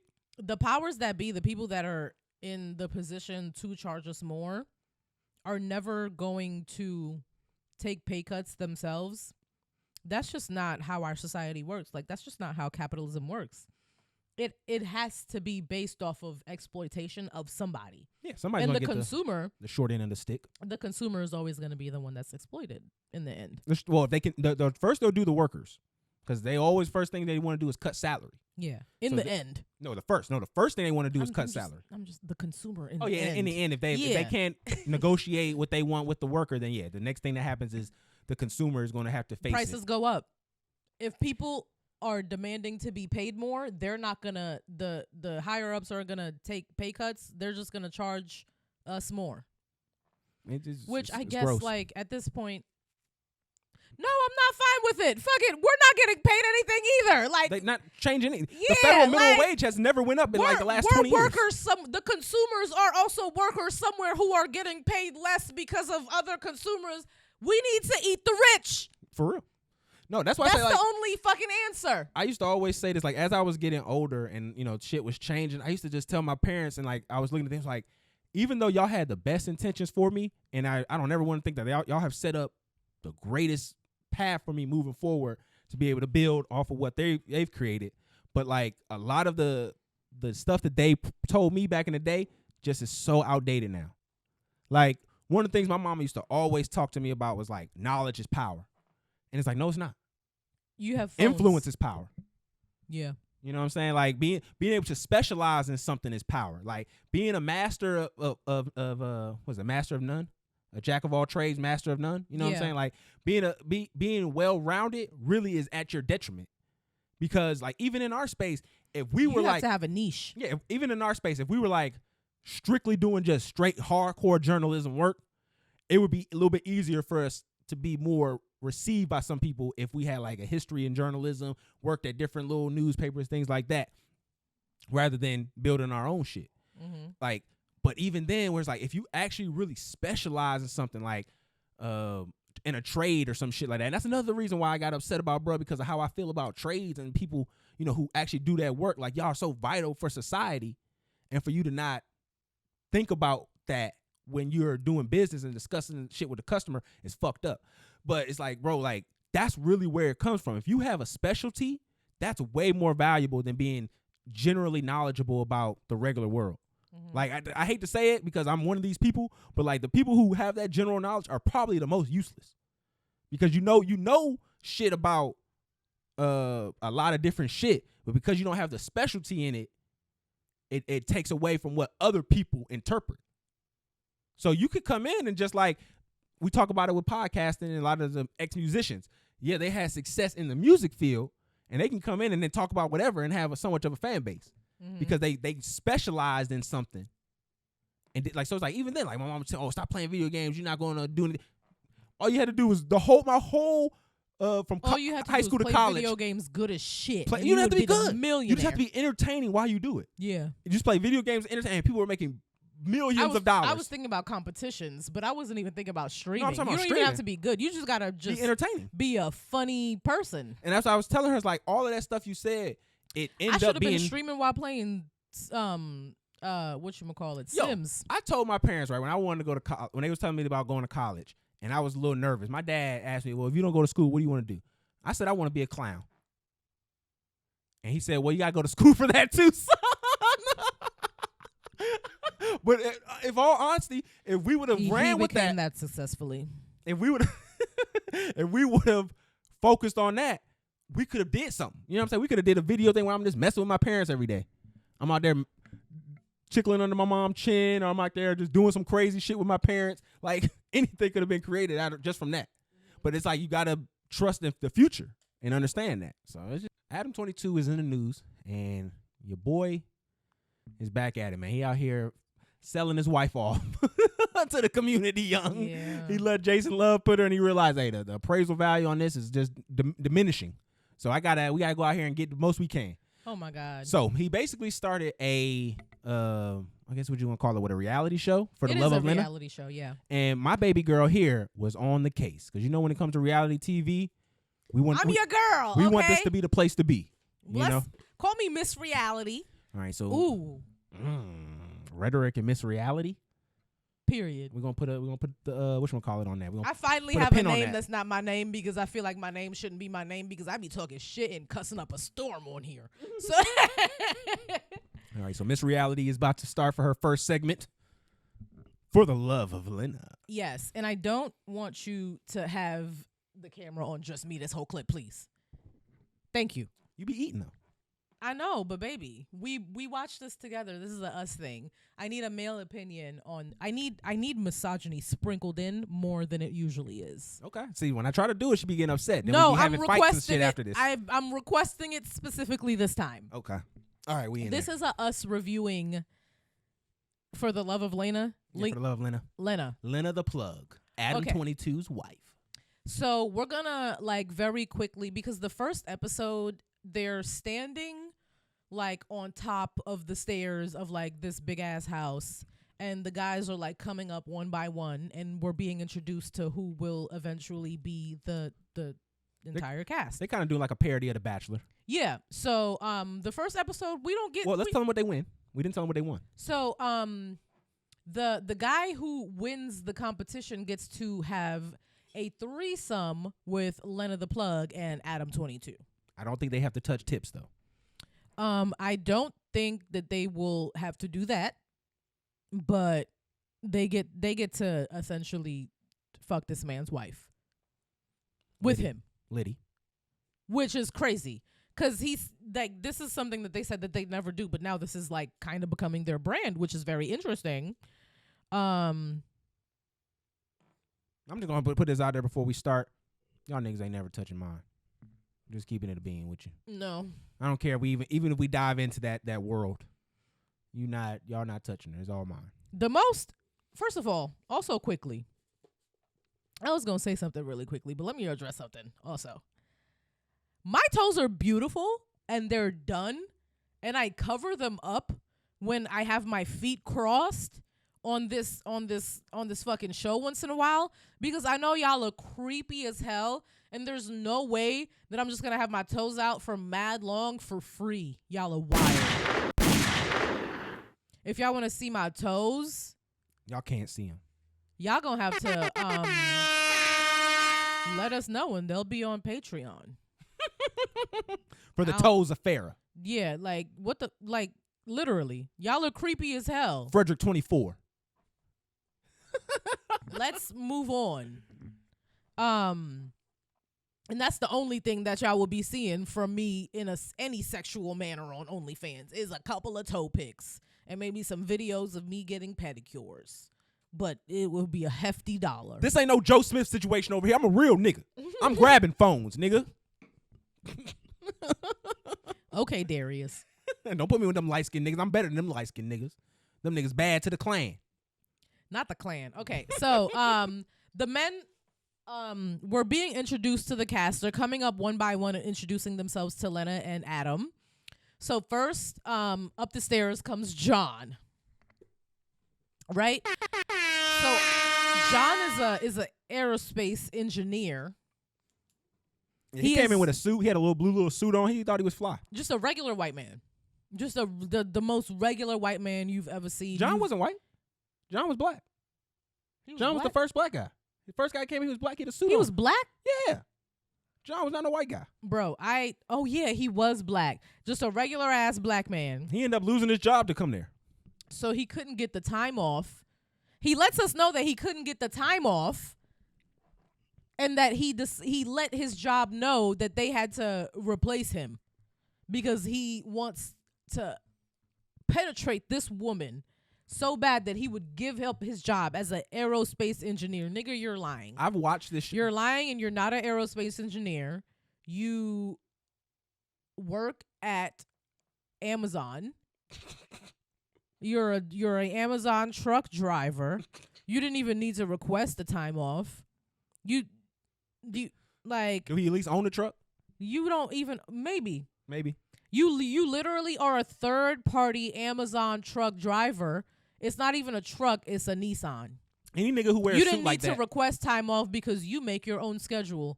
You just decide when to pick up packages and drop them off. You make $7.50 an hour. You are not an aerospace engineer who couldn't get time off. You're a liar, and we'll see what else happens. But he said he moonlighted as an adult star, so he was already doing like film and stuff. Not an aerospace engineer. You don't know that. They might have. So next. No, I want to say one more thing about John. Anybody that comes in with a suit like that, you know that they've had chlamydia at least once. Oh my God, what the fuck does that mean? Any nigga with a suit like that bright ass blue suit he had on, I'll let you know nigga had chlamydia once. I'm just playing, John. That's funny. Chlamydia is crazy. So next we have Crip Mac. Big Crip Mac. Shout out to Crip Mac. Okay, I wish I could see my notes because Crip Mac comes up the stairs and he immediately starts talking about how he would like to ravage this woman's asshole. My notes immediate, I'm scared. Yeah, that was the first thing she put. The first thing I wrote down is I am scared. I am afraid. So if you don't know who Crip Mac is, he's part of No Jumper. He's had a little beef with Adam 22 in the past for things. But for the most part, they do business together. He is the biggest representative of the Crip organization you could ever meet. Everything about, he got 2 5s on his face for 55th. He's a Hoover Crip. That is all he knows. That's all he reps. And honestly, he's one of my favorite people. This man is scary as hell, but he definitely like makes for good content. Oh, for sure. He comes up the stairs. As soon as he hugs her, he grabs her ass. So yeah, Crip Mac really, really scares me a lot. But we'll get more into Crip Mac later because he's invested though. Crip Mac wants her. He wants her asshole. He just wants her though. He doesn't want to be in a threesome with No, Adam. he doesn't want Adam to be involved at all. He just wants it to be Crip Mac and Lena the Plug's asshole. And those are the only 2 things that he needs to be involved in the situation. And he's made that abundantly clear. So shout out to 55th. Next is Churdley. Churdley. So Churdley comes, he's like in like shorts and suspenders and a bow tie and like frameless glasses. And he's obviously playing a role of like this nerdy, I've never gotten any pussy guy. Okay, I know you're talking about. But he had shorts. Yeah, he has a red rose. He says that he's a virgin. He wants Lena to take his virginity. And I mean, if y'all were gonna get actors to make it more interesting, then y'all should have gotten better actors because I'm not convinced at all. I was bored, and I was like, cringe. Next, moving on. Next we have Thugger. Thugger. So Thugger comes up and Lena is attracted to Thugger. He's black, he's handsome. Adam asks his wife to go give him a hug, smell him, tells me how he smells. She's Thugger, like, oh, I'm surprised. I was going to give him a little about who Thugger was. Go Thugger ahead. has been on Plug Talk before. He did a scene. He's a former porn star. He said he was retired. He's retired now, but he did a scene with Freddie Gibbs' baby mama. So it was him and another dude. So he's also a retired porn star too, or a corn star. okay. So after Lena smells him, Adam is like, oh, I want to smell him too, and then he smelled his ass. I did see that. It was wild, Adam. I wrote down smelled his ass ? You're gonna learn as watching this show, as we're gonna do that. Adam being weird is pretty much the show. Okay.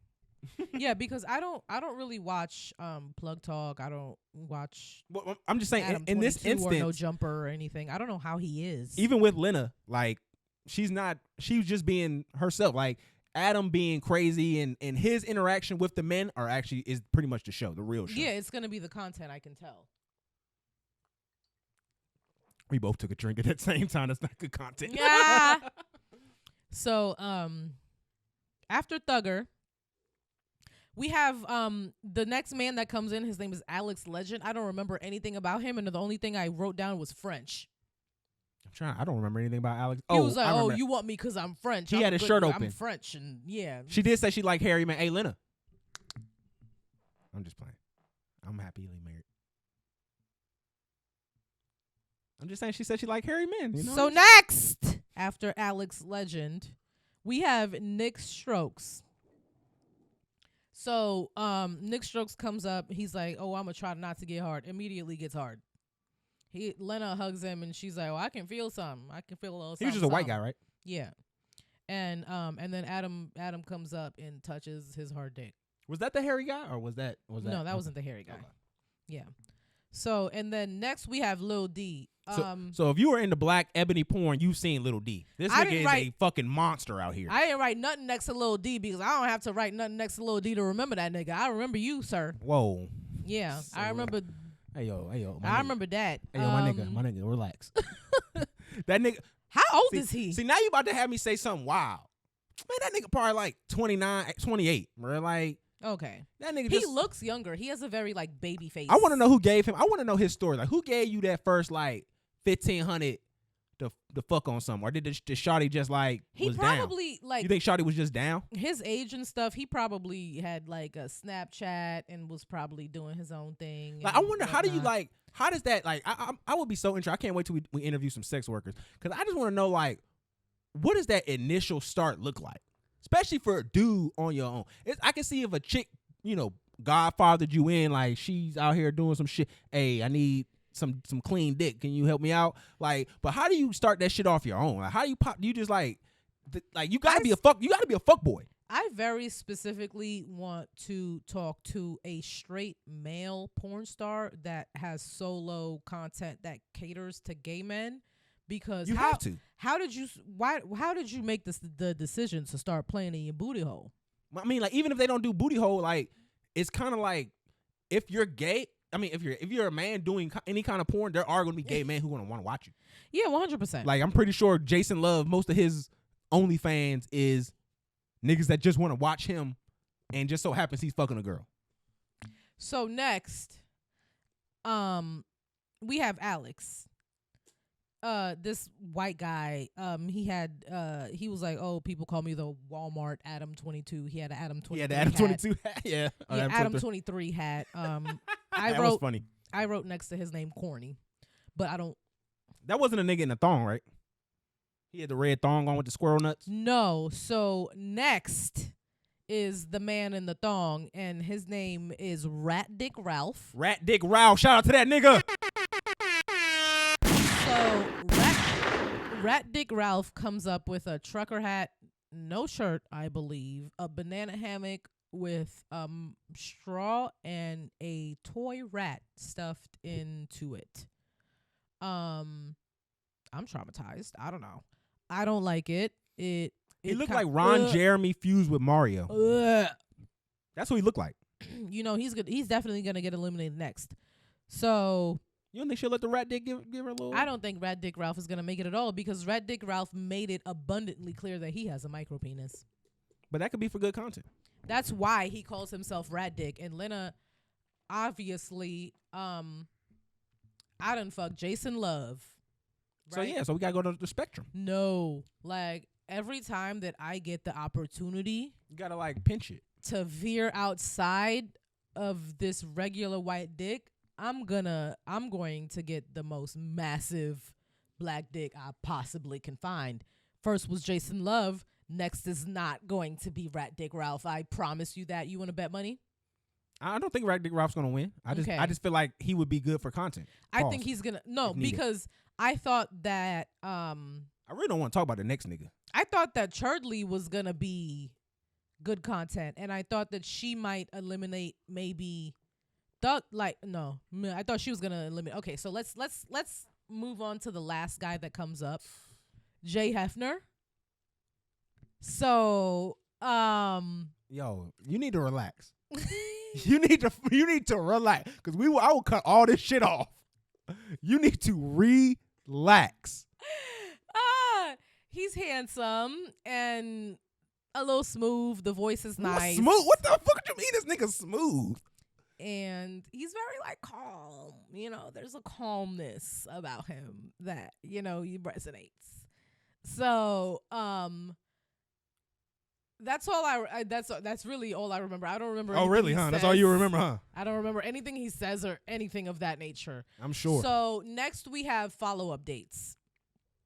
So what, Lena picked like 3 guys, right? Yes. So she's like, I want to get to know a couple of these guys a little bit better on a better level. So she picks Crip Mac, scary, Jay Hefner, and Chedley. So during this date, it's kind of just a hot mess. Like, we gotta tell them what's going on too a little bit. Adam was in the background feeding information to Lena through an earplug.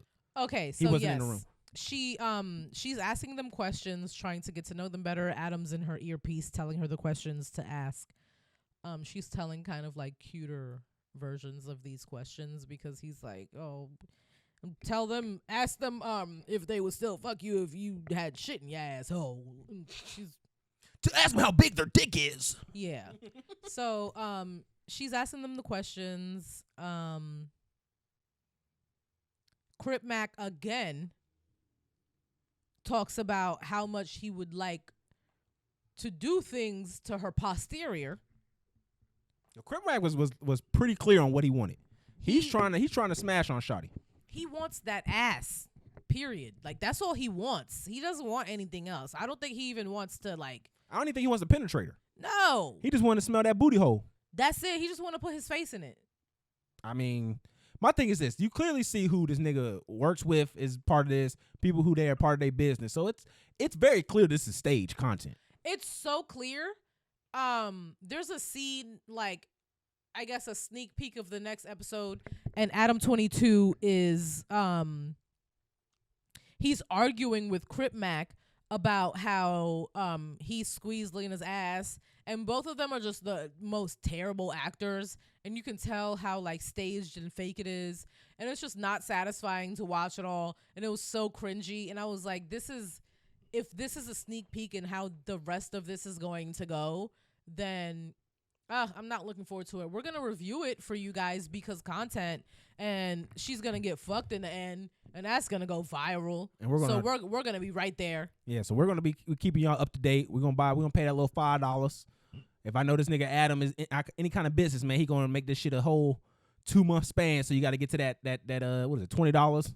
Yeah. $20 after the first month. So on the follow-up date, you sly dog, Adam. Right? Crip Mac talks about his love of booty. Ched, he did a dance, didn't he? Yeah, so he's like, oh, let's do a dance battle. No, he didn't do a dance battle. He got the little the shoes? Tap dance shoes. Okay, so we forgot to mention that initially he came in with tap dancing shoes. He was ticking on their ass. And then Lena asked them to like show your best strokes, and everyone's like humping the air, and Chad is like, I don't know how to do that. No, that's not what he did first. When he said their breaststroke, he started swimming. Oh yeah, he did these strokes. He did the breaststroke. And then he's like, I don't know how to do that because I'm a virgin, but we can have a dance battle. He battles fucking Crip Matt. Crip obviously does the Crip walk. That's legit though. He did a good Crip walk. And then Chad does a little jig 1-2, and then Jaden dance because he was like, he don't got no rhythm. Nigga, I know you got rhythm. Hey, relax, yo. Chert is lying about being a virgin. He's obviously just fucking playing. He's an actor. He's a comedian. He's a comedian. He's funny, which is why I thought that they might keep him because he's good content, but they did not keep him. So he gets eliminated first. Chert is the first guy eliminated, and after that is when we get the little like sneak peek of the like super fake fight scene. They're like this in each other's faces, like, oh God, you're touching my wife's butt. Yeah, it's all like super cringy and fake as fuck. So we'll see what the next episode is like. I'm mad. Adam acting like he care. Like, Adam, you know, once you let Jason fuck her, you did not care about who touching her no more. Like, that shit is out the door. Yeah. Like, you had niggas saying, oh, it's my turn next. And nigga, you didn't care anymore. It's over with. Like, you didn't, that's just your friend now. Linda is just your friend now. Like, I understand we in different ages and all that stuff. Adam, you still a man at the end of the day. And you literally are having to resort to pimping your wife. Again, y'all might not be doing this. Y'all might not need the money. You might just be doing it because you're just trying to explore something. Does she not have his child, though? Yeah, they have a child together. Yeah, that's just so crazy to me. I mean, we live in a different age, man. We got Playboy doing shows where regular folks is doing threesomes on a show. Yeah, but that show was literally from like 2009. But I'm saying that's crazy. Where we've come from to the fact that where we are now, we're like, if we're going to get to it, yeah, I need to have this. We are considered married on paper, and this is what we selling. Like, I'm selling my wife off because it clearly got the content and the buzz that we wanted to get. So we just up in the ante. Again, I'm not mad at Adam because you're just doing what you got to do, but you can't say that. I just don't believe you care about her in the way that you did beforehand. Like, when you clearly was a hard and firm pause on not having her fuck any guy. You said years ago, I got too much money for that. So either you telling me, one, you don't have that money anymore, or.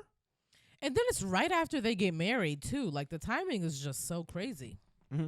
And just while we on this Adam Switch, shout out to AJ the Menace from Menace Media. He was on No Jumper this week. So shout out to him. He, again, small content creator and got his ass up there. My boy been working hard. Like, I watched they shit. I was probably one of the people who got on because of the Wear Wax video. And shout out to y'all boys. Y'all boys doing y'all thing, man. I want to give y'all a little applause for that. Shout out to y'all. But yeah, man. Overall, Adam, to me, in my personal game, like, I understand. I want to be in that position where I have media growing. I got different shows. I'm moving castmates and stuff. I appreciate that with Adam, and I respect that with him. But this shit right here, bro, you wildin', man. And again, I understand where it's coming from, and I get that. I'm not even tripping on nothing like that. But at the same token, that couldn't be me. Yeah, couldn't be us. I'm possessive about mine. All right, so let's see where we about to get into next. Still got some other stuff going on. All right, so what about shout out to Lil Wop? Shout out Lil Wop being a gay dad. I respect Lil Wop. You remember Lil Wop? This nigga out here, he's pretty much an Atlanta rapper. He has came out out the closet and he said he's gay, but that don't matter because his son's still a young shooter out here. Yo. All right, period. You know what I'm saying? So I respect that. I respect that he's not letting folks dictate who he sees himself as. You can still be a hitter and be gay. You can be a single cigarette and still be gay. Yeah. Men, gay niggas be whooping y'all ass. I just want to read his tweet though. I'm gay and I got a son, motherfucker, that ain't got shit to do with my shorty. He gonna grow up a real stepper like his daddy. I just want to let y'all know that there was absolutely no punctuation in that tweet, and then he gave me his. He phone. had one comma. No, he gave me his phone to read that tweet, and I literally did not know whether that was English or not. That shit was crazy. It was I close had enough. no idea what the fuck the context was. Shout out to a real stepper, Lil Wop. Fuck with Lil Wop. That's a cool nigga. I used to know one of the niggas that used to manage him. So it's a cool nigga right there. And you be knowing niggas. What's next? I'm outside. You want to do Azalea Banks? Azalea Banks be eating the girls up, and girl, I really wish that, like, I don't know. It's time for a podcast. I hate telling her that I hate saying that I wish she packaged herself up in a different way to be more acceptable to people because she's a black woman and she's a dark-skinned black woman at that. But like, she be eating everything she like. I think she's right about so many things that she says. The delivery is just not taken well because of who she is. Yeah, people are hating on her. They're always gonna hate on her. But like I said, she read fucking Doja Cat for filth. She did, and I 100% agree with her. Period. Do you think though? Because like I said, I feel like Azalea Banks, it's time for her to start her own platform where she does. She needs her own fucking podcast. She could be the next Wendy Williams for real. She could overtake Tasha K on a real level. She could be like, people say this all the time too, but she could be the Joe Budden of 100% music podcasting. I would watch every single millisecond of Azalea Banks content if she decided to do that. Oh my God, girl, bitch, I beg of you, please start a podcast, a radio show, anything. Lord, I would listen to every single second of everything you said. And then the way she the way she sounds too, like she sounds like such a Harlem bitch. Like her New York accent, like it literally is like honey in my ears. Like I love hearing her talk. And then she, like I said, she not only did she go at Doja Cat and she was like reading her for all her little quirks and all that shit, she went at Diplo too. She's been come at Diplo and but I mean, this is the most recent time. Yeah, and said that like Diplo's creepy as fuck and tried to groom her when she was about like 16, 17 years old. Multiple young black women have come out with receipts and everything about Diplo. Diplo is a creep. Yeah, I mean, he's a groomer and he's a pedophile. I've heard a lot of nasty stuff Allegedly. About him. Yeah, I've heard. I remember when everybody was talking about him because he said he got his dick sucked by a dude. He didn't realize it. Or he wasn't sure. So no, I've heard a lot of stuff about Diplo. So I mean, it's Diplo is a creep. I remember she was like, "Yo, Diplo help me. Diplo helped me with my music, but he wanted to get my 17-year-old pussy." Oh my God. And then she didn't. It came out mad long. I don't know how long ago about how she didn't lie about what's his face spitting on her, Russell Crowe or something like that. Yeah. Like RZA came out and was like, "Yeah, that did happen." He been said that ago, but it was mad long after she initially said. He confirmed it. I think it was on Joe Rogan. He confirmed that. I think he talked about it on Joe Rogan. He might have been somewhere else. It was a long time after she initially said that it happened, though. Oh, That's for sure. What I'm saying. Oh, for sure. Black niggas ain't gonna have y'all back. Yeah. So especially them kind. I feel like after she's already been accused of lying about some crazy shit that she said about a white man, she's not lying this time. No. Why would she lie again? I'm with Shawty, man. I'm always gonna be with Azalea Banks, man. I want to see the show, man. Like, hey, if you want Proctor Media Productions to come in there, yo, we could be there. We in there like swimwear, Azalea. We'll produce you. We'll make sure you straight. Make sure your hair done. My queen will make sure, you know what I'm saying, you laid to the your edges is laid to the gods. All that shit. Girl, I'm not that talented at hair and stuff, but like, I'll support you. Okay. I support you in every way possible. I wanted to talk about this. So we got into a little bit about this Benzino Corley Ray topic. So you know we love Corley Ray up here. She's one of our girls. You know we support her 100%. Mm-hmm. We did not like the song with her and Busta. We did say that. We didn't. But whatchamacallit had a problem with that. Benzino is a bum though. Okay, let's be careful. And then he doesn't look like it. He's not shaped like a human. Yeah, he definitely he does have a little bit of morph to him. Okay, like he looks like a Roblox character. Like I feel like there is a place for him in Tetris.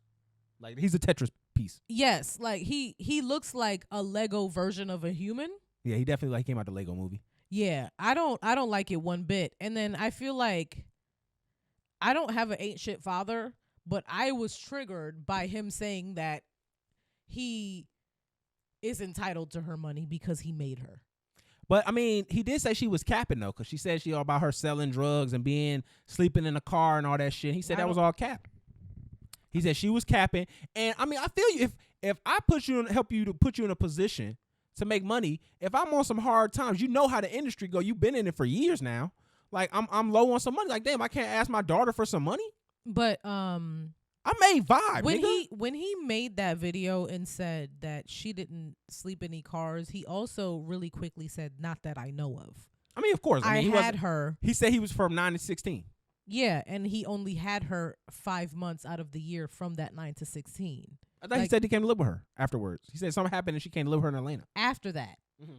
But like 5 months is a long time though. 5 months is a long time, but it's still not, there's still a whole nother like 7 months out of the year. Right? I mean, you're right. But I'm saying like if I'm doing my half, but I can't say what your mama was doing.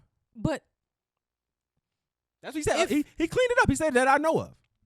If you was doing that, it's because it wasn't because of me. Still, if I'm sleeping in a car when I'm with my mom and you're my dad and you have a house the whole time and you're only keeping me 5 months, why are you not keeping me the whole year? Why don't you? Maybe she didn't want to stay the whole year.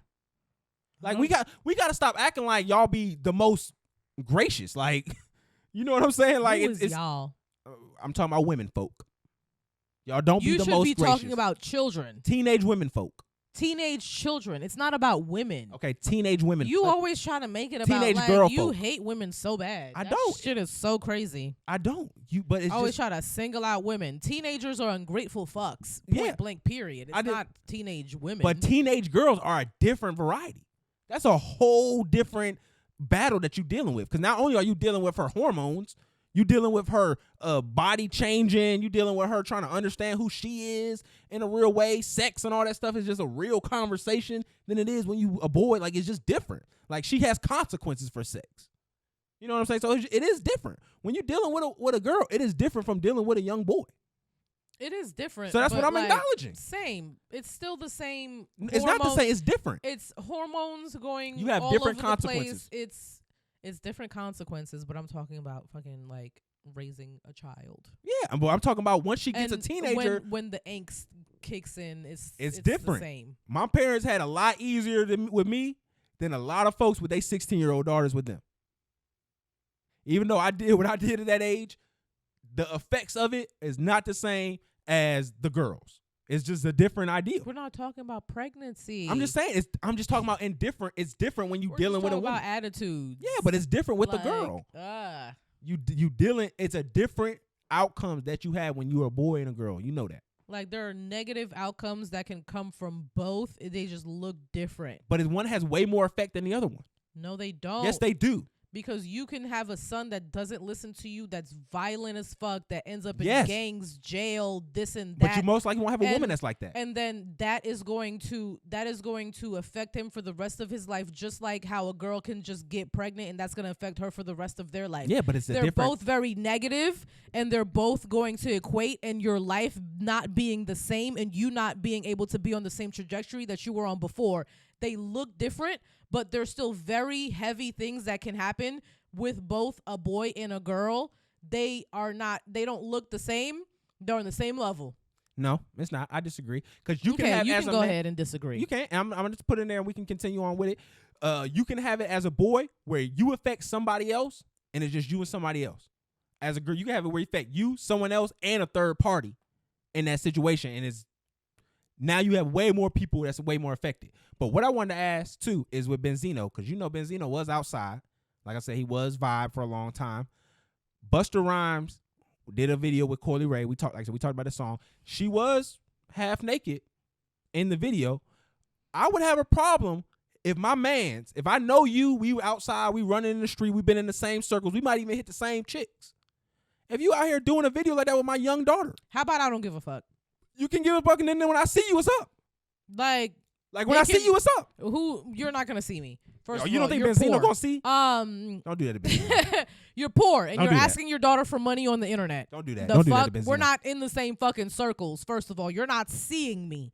You're not about to be at the Rock Nation brunch, nigga. Fuck out of here. The places that we're gonna be in group settings in, you're not in my group. We're not running in the same circles. You poor bum nigga. I'm not worried about you. Your daughter, who's a grown ass woman, who has a creative director, who has a stylist. There was a director on set. There was people who came up with the treatment for everything. I had no say. Yes, she did. She had a say. No, Busta Rhyme. Me as Busta Rhyme had no say in what this woman was gonna wear. I can't ask her to change. Yes, you I'm can. gonna look like a dick. No, you can if ask I her. tell her to cover up. Hey, but you can still Because ask her. then that could get spun. This is 2023. No, I know your dad. That can get spun to a completely. I don't give a fuck about your dad's opinion. He's a broke bum. I'm doing a song with you because you're the best thing that he's done. But again, I can just see where it's like, bro, if you my mans, if you know me, I'm gonna have a problem with you being in representing my daughter like that. Obviously, they not mans. That's what I'm saying. You think they man? You don't think they mans? No, I don't think they're mans. You really don't think they mans? No. That's wild. I could definitely see an aspect where you owe me a level of respect, nigga. I wrote articles about you. I had niggas write articles about you in my magazine. At one point, but how many decades has it been? It don't matter. You owe me a little decency where if You see, were on if, Love if and you would Hip-Hop. not let your daughter do a video like that with me, if you wouldn't let her be on a cover of Vibe dressed like that, and you gonna do that with my daughter, nigga, I got a problem. Benzino is literally the Love and Hip Hop nigga. It don't matter. I don't care if I'm the fucking porn star hub, nigga. You not finna do that with my kid and not me not say something. This nigga fingers look like animal fingers. Have you seen his nails? They curve over You over here not even worried about the right shit. at like a 90-degree angle. This shit is crazy.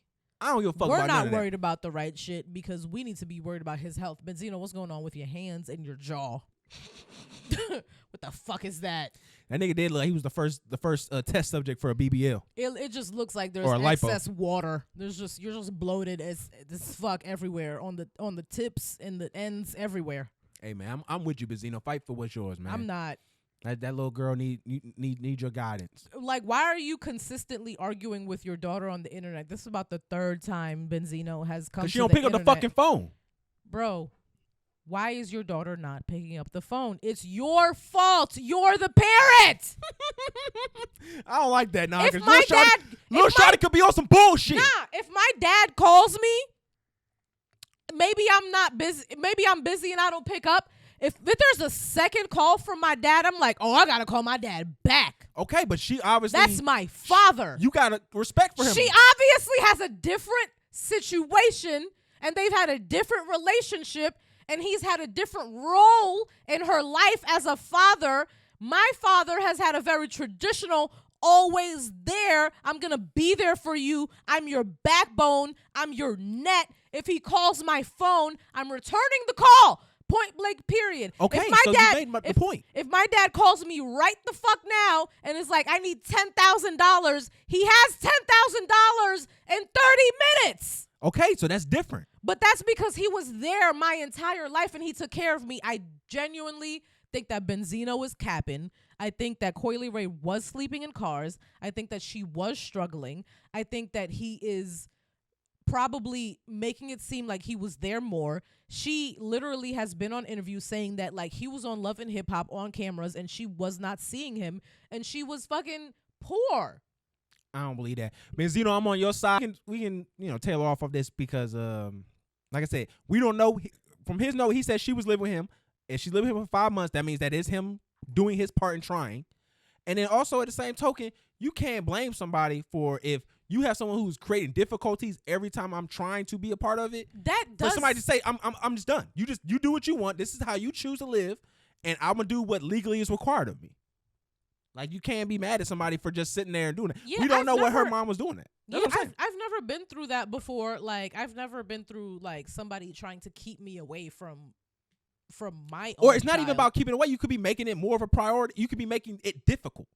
It don't even have to be about you keeping it away. You could just be like, okay, yeah, if you want to do this, you just got to jump through all of these hoops. I just feel like, That's definitely like, and I don't say trying as far as like a bunch of jumping through hoops, just as far as like at least like reaching out once in a while to like poke and see if you can. but I'm saying like to act like that wasn't going on. We know at the very least that was going on because she would have said that by now.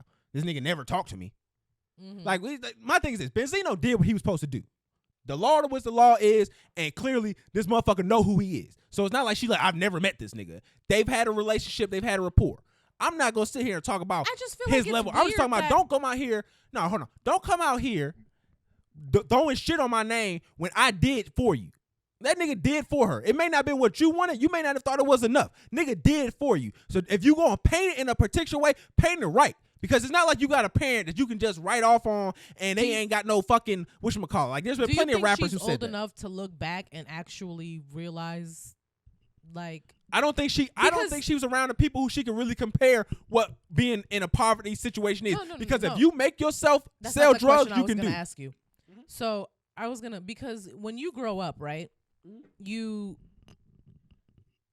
there's one point where you have like resentments towards your parents, but then you grow up more and you're like, those resentments fade a little bit. You're like, they're human, this and that. Do you feel like she's in the resentment period at that age? Like she's thinking about things where her father wasn't completely perfect, and she's probably in that period where she's thinking about it. But he did something recently, though. Huh? He did something recently, though. He's done a couple things recently. He's released music without her permission and stuff like that. So this is stuff is still fresh. Shady shit. I'm not talking about I'm not talking about that instance, but I can understand why at this day and age there may be some resentment. But don't lie on a nigga if that's the case. Do you think she's really lying? Yes. Though? Yes. I don't know. I feel like it's yes. I don't know whose story. It's probably somewhere everything. In the if middle. She was selling drugs, she did it because she wanted to. She didn't do it because she had to. She did it because she wanted to. I want her mom to say something. She wanted a level of agency. I've seen people come out and say that they grew up with her and she was definitely selling drugs and sleeping in cars. But I'm saying she could have been doing that because she wanted to. Not the sleeping in cars. I know people who had homes that they could go to. Their mama would have opened their door and they would rather not be. Well, maybe she like ran away because she had like misunderstandings. You can run away because you know you got something to come back to. Yeah, maybe that's what I'm agreeing with you. Like maybe that was the case. I'm just trying to put some sauce on it, baby. Baby, there's been sauce on the whole thing. We've been back and forth in the whole time. We you have don't been. need to put extra sauce on when I'm finally fucking agreeing with you, nigga. The fuck? Like, you see how difficult it is dealing with this nigga? But yeah, we can just wrap it up here. Yes, I'm starving. I'm about to. Well, I'm talking about that point, but I got some other shit we gotta get off. Oh, man, I gotta talk about Terrence Howard. We gotta talk about Drewski. So let's just get those out the way, and then let's just go ahead. All right, man. Move We gotta hold on. And we gotta talk about this too. So hold on. It's too much. We are pod We're stars. Past 2 hours. Okay, we pod stars, and we not because you did 5 minutes break. So okay, so we're almost at 2 hours now. This is a little bit. 2 minutes away from 2 hours. Okay, we gonna wrap it up soon. Okay, just relax. All right. I'm getting hangry now. I'm just letting you know. Okay, well I appreciate that information. I had one bagel this morning at like 11. All right, let me just play this right here, because a lot of women folk were upset about this, and they felt like this person wasn't the person that should be expressing this message. So you know the nigga, the classic man, Jadena. Mm-hmm. He had some self-reflection he was doing. He was on his BoJack Horseman, so he was self-reflecting about some things. I'm gonna let you listen. I robbed some women of their baby-making years, dragging them along. They built me up. Look at me now, and look at them. If you are creative, I folded you into my artwork. If you were in my artwork, I gave you a job. I gave you a job. I mastered your life. I gave you a house. Everything you need, I protected it. What men are supposed to do. You know, I remember different quotes I said, like, just like really manipulative things to say, like, no one's gonna love you the way I do. You had to. My God, I'm ashamed of it, and that's what makes me angry when I see my brothers do that. We can't do that to the women that have done so much for us to even exist. And I saw myself for the first time. All the things I'm saying now, horror. Bit by bit, I stripped myself of my former self. And I swore that the next relationship that I would get in, I would work as hard at love as I worked in my career. This nigga did it by Better Health. This nigga was a commercial. This was an ad. Yo, I love what niggas do, bro. Niggas ain't shit, but niggas are funny. Because that was, I didn't care about anything. This shit was presented by Better Health, but no, that shit is so fucking funny. I love when niggas do that. I don't know why. That's my favorite shit when niggas do. when they act like self-realization is the goal. When it's like, oh, I did this for so many years, and now I figured out my nigga. No, you're still broken. You're still problematic, and you still gonna keep putting women through trauma. Yo, Like, yo, the light skinned niggas up this week, yo. I just don't want to listen to you niggas talk at all. Light skinned niggas up this week, yo. We out here taking the game, bro. We out here releasing recordings, defending our brothers. Are y'all up? Draymond just had one of your brothers in a headlock. That on nigga the court. French, so we ain't really one of us. That nigga French. He actually your op. You know what I'm saying? He So is. we ain't really rocking. I with didn't bro. know he was French. Yeah, you should have kept choking him, Draymond. He's French, so he a French black man. He came over. Yeah, definitely. He came over off the boat. What's next? All What's right. Terrence Howard? What did Terrence Howard do? So this nigga Terrence Howard, he did something I always hate. I hate when black men cry about contracts they sign. So he was on a local newscast. Oh, he said he made $12,000 off Hustle and Flow. Okay, one thing I hate. No, he tried to make it seem like that's the only thing they're willing to pay him, or like some crazy. No, nigga, that's the shit you and your agent signed. You even said you was trying to get your rent paid. Don't be mad. You took the low ball offer. Out here for a pimp. And he over here upset that they didn't trying to get their money for the rent. This nigga up here upset because they didn't give him publishing on the fucking song and shit. Nigga, why didn't you negotiate it? This a when song. the Cadillac and gas money spent. Got a whole lot of bitches jumping ship. Okay, that was a hit. You should have definitely tried to get residuals on that. No, this nigga didn't know. My thing is this. I hate when black men go on these press runs bitching and crying about deals they did with white men.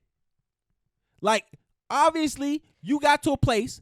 Do you think it's not good that they talk about it so that the next my thing people is this. could not make terrible deals? No, you can discuss it in that manner, but he's talking about it because he's suing them now. He's already suing. My nigga, do your shit in court. Sue them if they can. If you can win, you'll win. But more than likely, you didn't have the foresight for what was going on. So that's why they were able to fuck you. Mm-hmm. So now there may be some shit where there's obligated where it's like, hey, the way that y'all did this is in line with more music business rules, and he might win on some technicality type shit. But at the end of the day, if you don't have the foresight where you doing song about a rapper and you're writing they got people writing original songs for it, and you don't think, I should probably get a performance, that's your fault. That is not their fault. Their fault, they don't have to, their good business doesn't have to educate you.